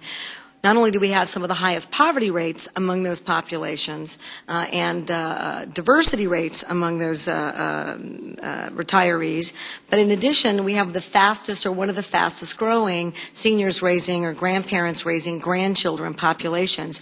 So you have a double exposure, if you will, to a lack of resources, a lack of support, and a growing problem with hunger. With that, you also mentioned the First Lady's Healthy Initiative and how that could provide some positive impacts in rural efforts to address those populations. Can you talk to me about how much has been appropriated or funded for that program, the efficacy of that, and can you give me some of those outcomes that are working for us in rural America? Well, the First Lady's Let's Move initiative is really a function of her outreach to the private sector, and it's predominantly being funded by private foundations and private enterprise, private companies. But it has had a profound impact in one particular area. We have a thing called the U.S. Healthier Schools Challenge, where we encourage schools to embrace better nutrition as well as physical education and more exercise, more physical movement. We've seen a dramatic increase in the number of those schools basically reaching the various levels that we have. We have a bronze, silver, and gold level and a platinum level. We've seen thousands of schools participate in that program, and we think over time that's going to make a difference. It may be, a small reason why in some of the major cities we're beginning to see the obesity levels abate a bit. Mr. Secretary, I appreciate that. I'm going to take this to maybe a more complex area to address in that regard. We also have in New Mexico some of the highest type 2 diabetes rates among adolescents, some of the highest obesity rates. Our health disparity issues are problematic, and when I was the Secretary of Health, I worked diligently to actually ban junk food out of the schools and recognize that all of the research indicates that if you want to see better outcomes in education, you can tie that directly to a healthier school environment, which goes right to nutrition and then saves us billions of dollars in healthcare costs for both those issues. But I'm really concerned, in addition to that effort, and I do see great promise at focusing on healthy school initiatives, which include both better nutrition and exercise, but outside of school and in rural areas, what are we doing about those families in the summer, and what innovations can we take from some of the healthy school initiatives and apply to making sure that those kids and families get the nutrition that they need in the off-school months? Well, we've seen a significant increase in summer feeding spots and locations. We have 38,000 locations that we're involved in supporting. They serve about 143 million meals a year during the summer months. We're continuing to reach out to faith-based organizations and the private sector to help fund mobile units that can go to where the kids are, as opposed to kids coming to a central location. In a rural area, that's particularly important to have a mobile area where you've got healthy snacks or healthy meals that can wheel around to the Little League Diamond or the swimming pool, or locations where we know kids are congregating, and provide them access to decent food. So that is one thing that we are encouraging greater expansion of the summer feeding program. And Mr. Secretary, on that point, I appreciate that. And one of your nonprofit partners in New Mexico, Appleseed, is doing a fantastic job. But I do worry that sometimes the lack of flexibility stunts some of that innovation and their ability and other nonprofit partners to really do their job. And I'd love for the department to entertain that flexibility. And given that I have a very little time left, I would also want you to talk about, with the sequestration and notwithstanding sequester, that it's my sense that we don't have enough people on the ground in USDA to partner productively in those programs or to get any grants and loans out either for rural economic development. Well, with due respect on the rural development, I think we're still going to have people on the ground and still people doing business. We're just not going to be able to do as much business because we don't have the resources. We'll see a reduction in wastewater and business and industry loan programs and utility programs, but we're still going to do our job. And we're going to continue to focus on getting the job done in rural areas. It's one of the reasons why we've focused on process improvement. We've, for example, reduced the loan application for smaller loans in rural development so we don't have to spend as much time, so we can do more of those smaller loans. We've created new opportunities in the FSA area with microloans to help small farming operations. So there's a lot of work being done, but we're not going to be able to do as much of it. Just simply because we don't have the financial resources that we would have had but for sequester. Gentlelady's time has expired. I would note to my colleagues we have 5 more members in the queue. Mr. Secretary, your patience has been very much appreciated. And with that, I recognize the gentleman from New York, Mr. Collins, for 5 minutes. Mr. Secretary, we've covered a lot of territory today, and I'm a little surprised. I represent the 27th District of New York, the 8 counties on the western part of the state. We have one of the largest dairy-producing counties in the entire country. We need jobs. We need to grow the economy. We need legal workers. And as the Secretary in the administration, I hope somewhat rhetorically, we're counting on you to be a voice for the agriculture or the dairy producers so we can get the legal workers we need 24/7, 365 as this immigration debate moves forward. And I'm just curious if you've got some comments, certainly recognizing that is the issue of the dairy farmers, legal workers. Well, Representative, I talk a lot about this issue and the need for comprehensive immigration reform that would include and respond to the unique nature of agricultural workers. It's something that I've talked to groups about. It's things I've talked within the administration about. So we are clearly focused on this, and we understand the unique nature of farm work. And our hope and our prayer is that we finally get this broken system fixed. We get it fixed once and for all, that we provide a better border security, that we provide a pathway to legitimacy and citizenship for those who are here that want to stay here, that we make sure that people are held accountable by paying fines and paying taxes and learning the language, but that we get this process fixed, and then we get it fixed in a way that doesn't make it cumbersome and difficult for producers to comply with the law. One of the concerns we had about E-Verify that was discussed in past Congresses is that it may apply very well for a large industry, but doesn't apply particularly well for a small dairy operation. So we're very, very sensitive to this issue. Well, we'll be counting on your voice as this moves forward. I do think the bipartisan support is there to get it done this year, and I hope that's not just optimism. We're counting on your vote, Congressman. Moving forward, I mean, we covered a lot of things, and there were a few questions that I may ask you to go back over. But do you consider yourself the CEO of the Department of Agriculture, I'm assuming? Actually, to a certain extent, I've got to be careful about how I answer that question because the President's my boss and the people of this country are my boss. So I'm middle level management in that scenario. Well, I would think and hope you would consider yourself more of that, because it goes back to, in my world, a CEO should be proactive. I think you would agree with that. Anticipatory, do contingency planning. And I guess my question is, do you do those things? We have done them, Congressman. That's why we've been able to deal with a budget that's less than it was in 2009 and still provide service. So if you're proactive, anticipatory, you do contingency planning, and you're the CEO of the Department of Agriculture, how is it that for 18 months you've done no planning related to the sequester, and in fact today you can't even contact all your employees? We're 4 days post-sequester, and you don't even know how to get a hold of your employees. Well, that's not a fair statement, Congressman. First of all, we have done planning. We've been doing planning all along. So we have a good understanding of some of the challenges. We know, for example, that we're going to have 1,500 fewer farm loans as a result of sequester. We know that we're going to be able to do a lot less conservation. We know that we're going to be able to do a lot less rural development. We know the implications of this. What I said in terms of contacting folks is that folks don't have email. And so there's a process by which we have to follow for folks who don't have email to be able to notify them legally pursuant to contracts and pursuant to the law. So I know where the folks are. It's just a matter of using different techniques to communicate with them. Well, I'd suggest, had you done some advanced planning, they could have already been contacted. You can't contact them until the sequester is triggered, Congressman. That's the legality of what we're faced with here. As soon as the President signed the order, we began the process of notifying people. With 1 minute left, have you heard of Lean Six Sigma? Yes, sir. We're using it in process improvement at USDA.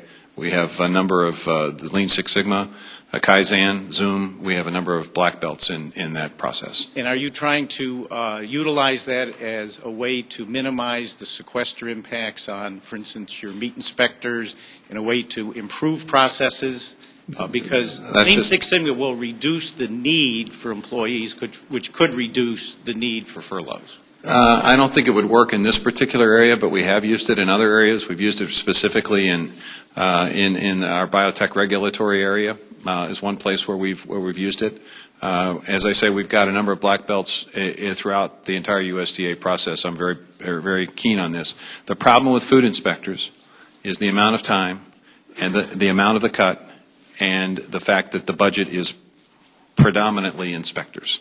And there's just not much flexibility. It's not like a regular budget. It's not like you can prioritize. That's the problem that people just can't get their arms around. But that's a reality we have to face. Well, respectfully, I do believe Lean Six Sigma would help you with meat inspectors. and I request that you take a look at it. It will pretty much work everywhere. Gentleman's time has expired. Not in this situation. The chair now recognizes the gentleman from Florida, Mr. Yoho, for 5 minutes. How you doing today? All right. How are you? I admire you for sitting through this. I learned a long time ago that the mind can only absorb what the rear end can endure, and you're doing a great job. I've been proud to be associated with agriculture pretty much all my life. You know, since I was 16, I've worked around agriculture. I'm a large animal veterinarian for the last 29 years, and I've worked with the USDA, and I'm proud of that organization. And you've got a tough job, and you've been at the helm for 3 years. My question kind of goes along with Mr. Collins is here too. Knowing that sequestration was a possibility 2 years ago, the planning stage, and you know you've got to work out your budget. Knowing this was coming, I've heard you have the response that you did on the steps that you took, and I realize that you did do like a lot of the farmers in our area, and I did certainly in practice, do more with less, and I commend you for that. But again, with your mission statement, as you stated, is to make sure our food supply is safe in this country. And it's important when we address the topic for today's discussion to review the state of the rural economy. We want to make that strong. The small businesses are the backbone of this country, and of course the farmers are the breadbasket of this country and a large portion of the world.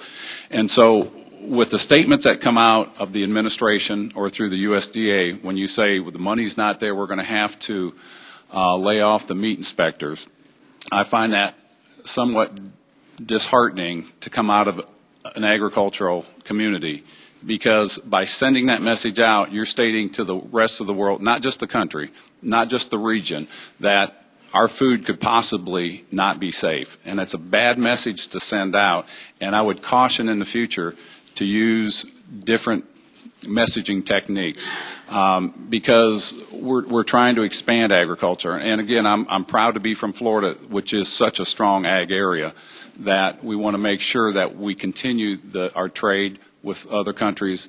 And, I'd just like to hear your comments on that. Congressman, we're expecting a record year of exports in beef, poultry, and pork. We've seen 4 of the best export years in the history of this country in the last 4 years. This is the reality of the circumstance, to give everyone adequate notice to be able to begin the process of adjusting to the reality that we're going to have to not lay people off, but furlough people. And by furloughing people, because of the nature of the inspection process in this country, in which companies are required to have food inspected and are required to have USDA inspectors as opposed to their own privately funded inspectors, it's going to cause a reduction in production for a period of time. And that's the unfortunate circumstance. We did take steps to try to minimize that, but at the end of the day, when 87% of your budget is that line item, there's just not much you can do. I realize that. And, I worked in a slaughterhouse. I worked with the inspector, and I've seen that process, and I know the importance. My concern is the messaging going out to people when we're trying to expand exports, and you've done a great job. I mean, and I commend the government for expanding that. But when we send a message out like that, it's kind of like BSE. When they hear one cow has BSE, the market's closed down. And if the foreign countries hear that we're not inspecting our meat, it sends a signal. And that's what concerns me. And if we are to keep the rural agricultural economy growing, it's not that we're, and I don't think anybody ever said we're not inspecting the meat. Right. Just to say we're furloughing people, and as a result, those production facilities are going to shut down for a period of time. It's not that food isn't going to be inspected. It's one of those things, though. I know what we say, but we don't know what people hear. And when you hear in the news that meat inspectors are going to be laid off not inspecting the meat, it sends a signal, and that concerns me. We'll communicate to our cooperators in foreign countries precisely what this is all about. We actually began that process. We have another part of sequester, which we haven't discussed today, is the impact on the Brazilian cotton situation, which is a very serious issue that's got to get resolved. We're going to have to sequester applies to that account as well. And so we're in the process of reaching out to our foreign friends and explain to them precisely what this is. And I don't anticipate, I anticipate that we're going to continue to have a strong, robust commitment to exports. Now, it will be impacted by the fact that not only are we dealing with this issue of meat inspection, but we're also dealing with less money in promotion, which is unfortunate. Well, and the other thing is we need to work together for the betterment of not just ag, but of the country, and that's a bipartisan commitment, and I look forward to doing that. And I've got several other questions, but I'm going to run out of time. But I would like to talk, and maybe somebody from your department, on immigration, on the food stamp program, as a possibility of cutting back on our expenses, since that eats up about 80% of the farm bill. And I look forward to talking to you at a later date. Thank you for your time. Gentleman's time has expired. Chair now recognizes the gentleman from Pennsylvania, Mr. Thompson, for 5 minutes. Thank you, Chairman. Mr. Secretary, good to see you again. Nice to see you. We bumped into each other in an airport not too long ago. The great state of Iowa. In the great state of Iowa, absolutely. Where I think I surprised your you. grandchildren are. My grandson. Grandson, yeah. One of many in the future, I hope, but yeah, he's the only one there. I was going down the road, Mr. Schrader, who we work very closely together, but he had already kind of talked about the bio-preferred bill, the Forest Products Fairness Act. We're going to be reintroducing that week. It amazes me that we discriminate against U.S. forest products, and yet that program, which is a federal program, promotes foreign products. So we're hoping to fix that. I think we have some support to do that. So we'll go down that road. I want to stay with forestry in terms of just some questions for you. Obviously we're beginning to address the budget issues that confront us. And I want to move beyond sequestration, because obviously we have a responsibility to operate in a fiscally responsible manner. We all know that. You all have demonstrated a commitment to that with what you've been doing since you became secretary. But one of the areas and the opportunities I just don't see us taking full advantage of is the revenue from our timber production. Now, I'm not talking about stewardship cuts, because those do create local jobs, and you can keep some of that money in the quite frankly, in the forests for other projects. But I'm talking about the green timber sales. Those are the ones that, when U.S. forests, national forests were created, it was local folks, my predecessors 100 years ago, all sat at the table and said, well, how can we make sure we have robust rural economies, and how we manage our national forests in a way that they produce timber. We talk a lot in the literature about with the Forest Service about multiple use. I happen to believe that it's all secondary to producing resources. That's what those national forests were all about. And so, and we just we've never come close, and we've been on a decline in terms of timber production that promotes healthy forests. That's how we prevent, as you know, invasive species. We prevent wildfires. We promote healthy forests by timbering, and we promote robust rural economies. And so, are there any thoughts, or what are your thoughts? And we're going to have a subcommittee hearing next week, so I'll really go into depth with the Chief Tidwell. Great guy. I enjoy working with him. And so we're really going to pursue this end. But can you update the committee on what the Forest Service is doing to increase timber sales on federal forests, so that we as U.S. taxpayers, quite frankly, can start capitalizing our investments? Because it's not just about healthy forests and healthy rural economies, but that's revenue that can come in to the Treasury.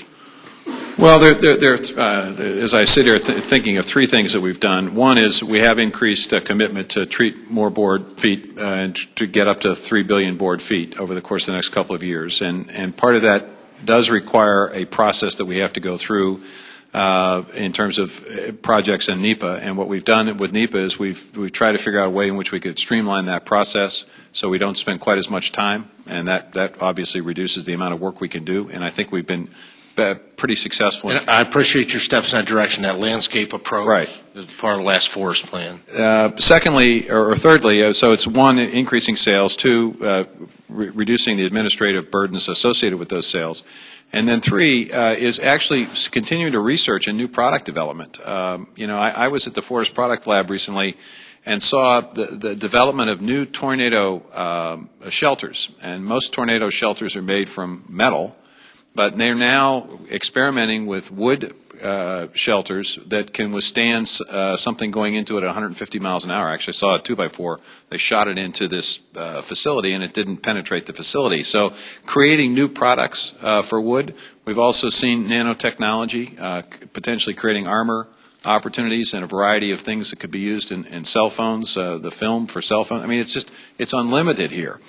So the key here, I think, is continuing to increase the sales, understanding that it is consistent with proper forest management, reducing the administrative burdens that can slow this process down, and making sure that we're constantly on the edge of researching new products. Yeah, and new products are important. Innovation is incredibly important, but I would argue that what has been excluded because it has been considered mature is really, it was short-sighted when it was put in place. We've lost 300,000 jobs in the forest products industry. And so we also have to maintain, we have a commitment to maintain as well as develop emerging markets. And obviously we need help from you on that to better clarify the definition so that there's greater flexibility in what we can do there. But we are looking at new and emerging market opportunities, and if you all change the direction and focus on this, we'll obviously respond to it. No, I appreciate that. And I just, and not a comment, but just real briefly, I do have concerns, and I'm out of time, so I don't want to set this up to not give you a response time, but we can talk later on it. Your response to the Senate, to the senator, talked about the impact of sequestration. You only had you projected a $4 million cut in land acquisition, which quite frankly takes lands off the tax rolls. And this makes it very challenging for rural communities when they have lands that go into the national forest and off the tax rolls, especially if we're not doing our job with harvesting timber.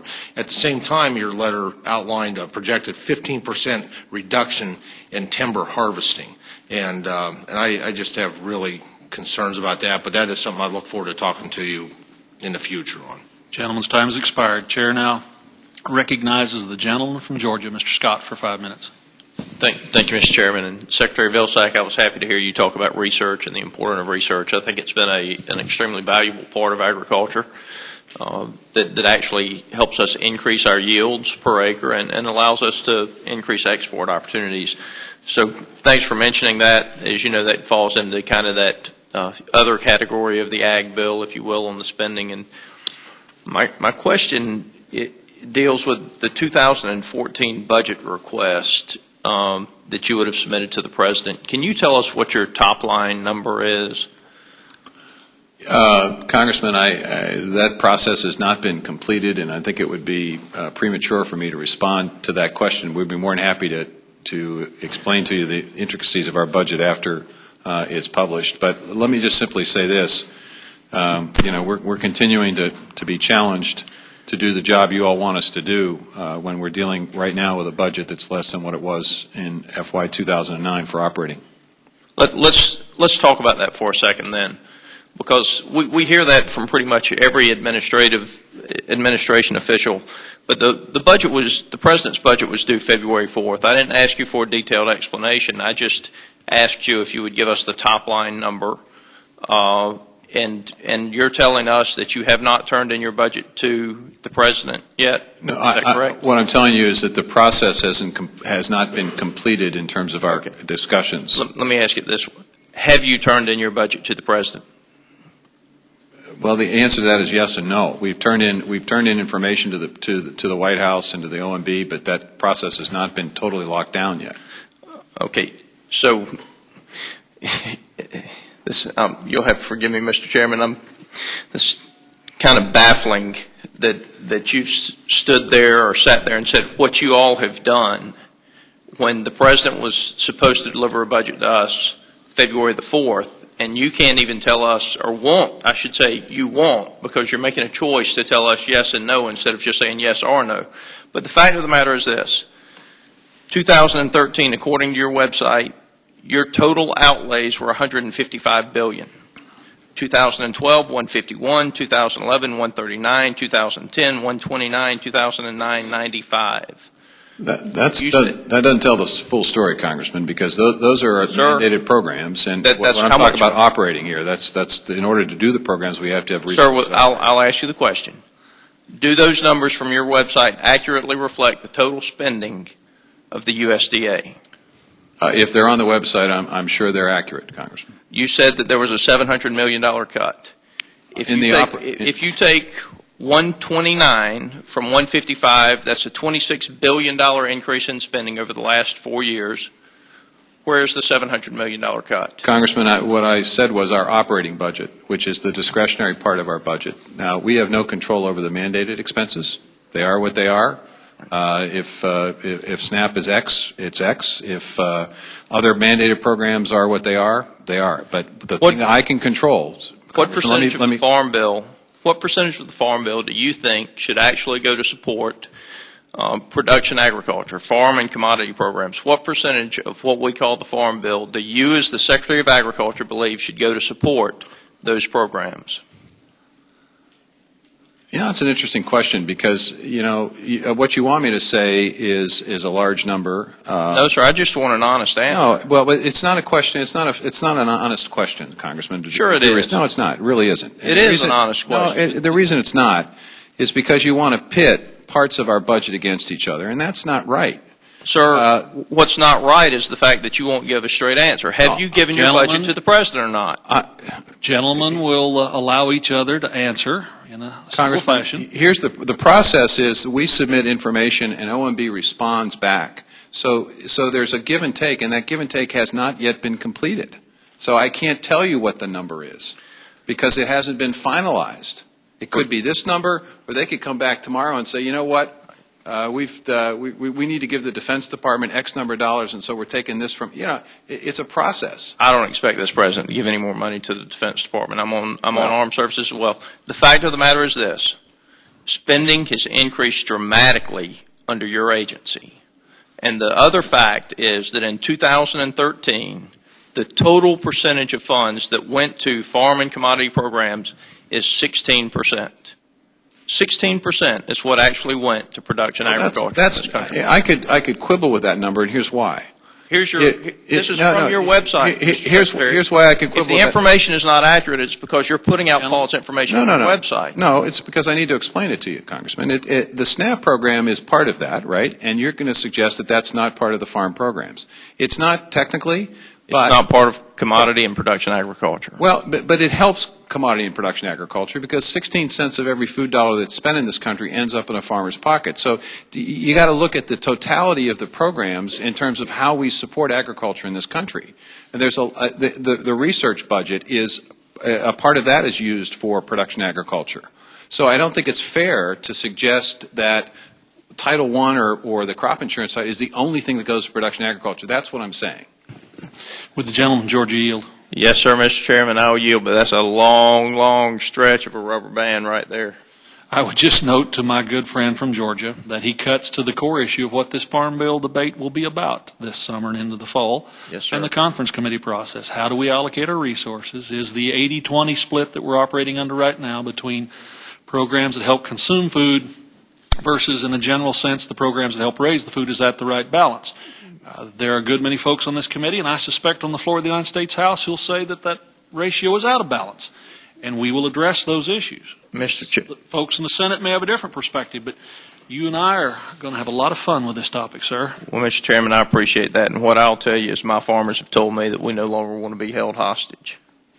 I understand that. Thank you, and I yield my time. Gentleman yields back. I recognize the gentleman from New York for our concluding 5 minutes. Well, thanks, Mr. Chairman, and I appreciate the opportunity to be part of this hearing, the state of the rural economy, so vitally important upstate New York. I want to thank the Secretary. Good to see him again. Appreciate the work that he's done for my area, and certainly he has been well received as he's traveled in upstate New York. We've talked about a number of issues that are important to my farmers and to the ag economy. I just want to list some of these in terms of my support with this upcoming Farm Bill. Number one, crop insurance. Fruit and vegetable growers, this is critically important to them, particularly given the needs of Northeast, and I think the Secretary agrees on that. I just want to echo the comments and actually associate myself with my neighbor in the Hudson Valley, Mr. Maloney. Research for crops and or for fruits and vegetables, vitally important. I'm proud of my alum. I'm an alum of Cornell, and I'm proud of the work that they do with the cooperative extension. Want to see us continue to support that in the Farm Bill. Dairy security, margin insurance, critically important to my dairy farmers. Number four, ag labor. We won't see that in the Farm Bill, but I concur. This is something that I hear every time when I meet with my farmers has to be addressed, so I appreciate your support for that.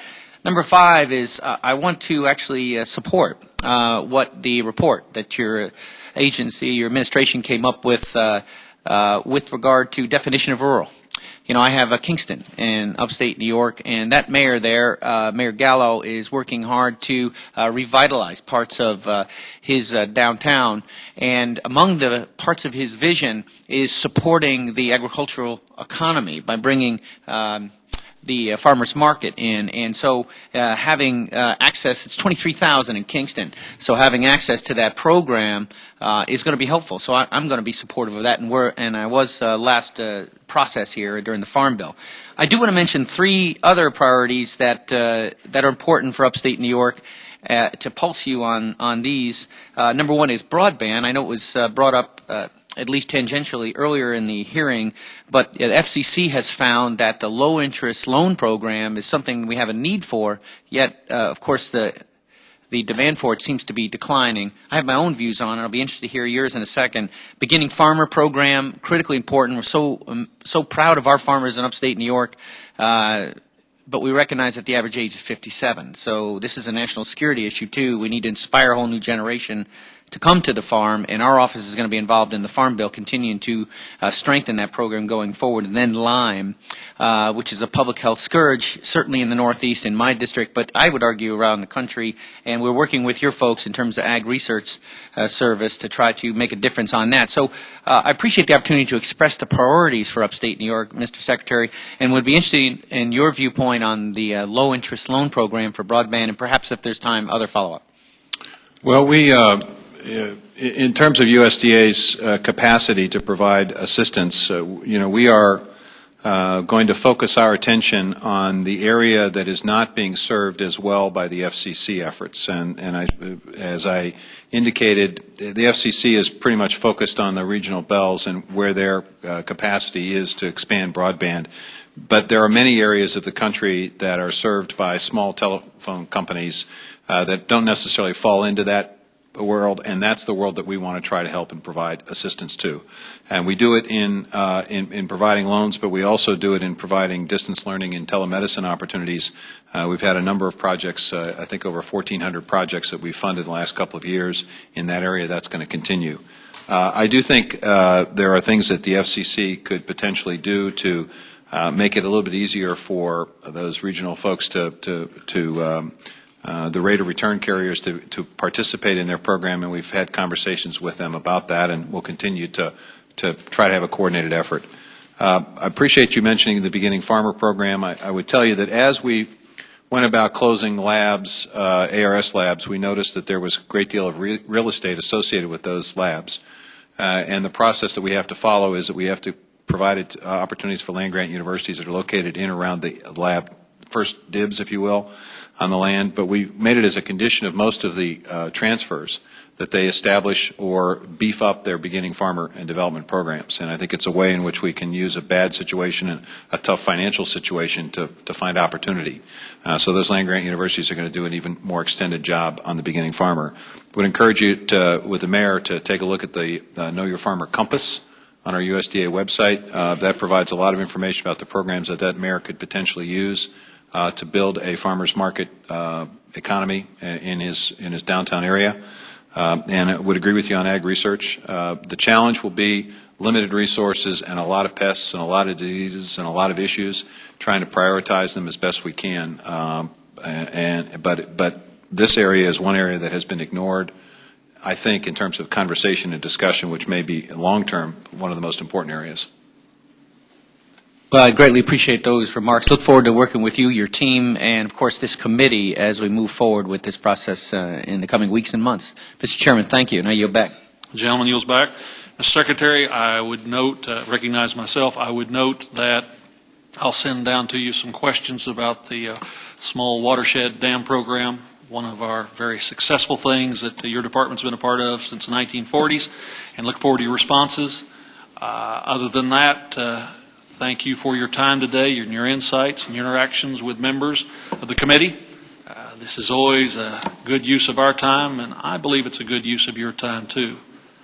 With that, under the rules of the committee, the record for today's hearing will remain open for 10 calendar days to receive additional information and supplemental written responses from witnesses to any question posed by a member. This hearing of the Committee on Agriculture is adjourned. Mr. Secretary, thank you. I appreciate your patience. You bet. Here for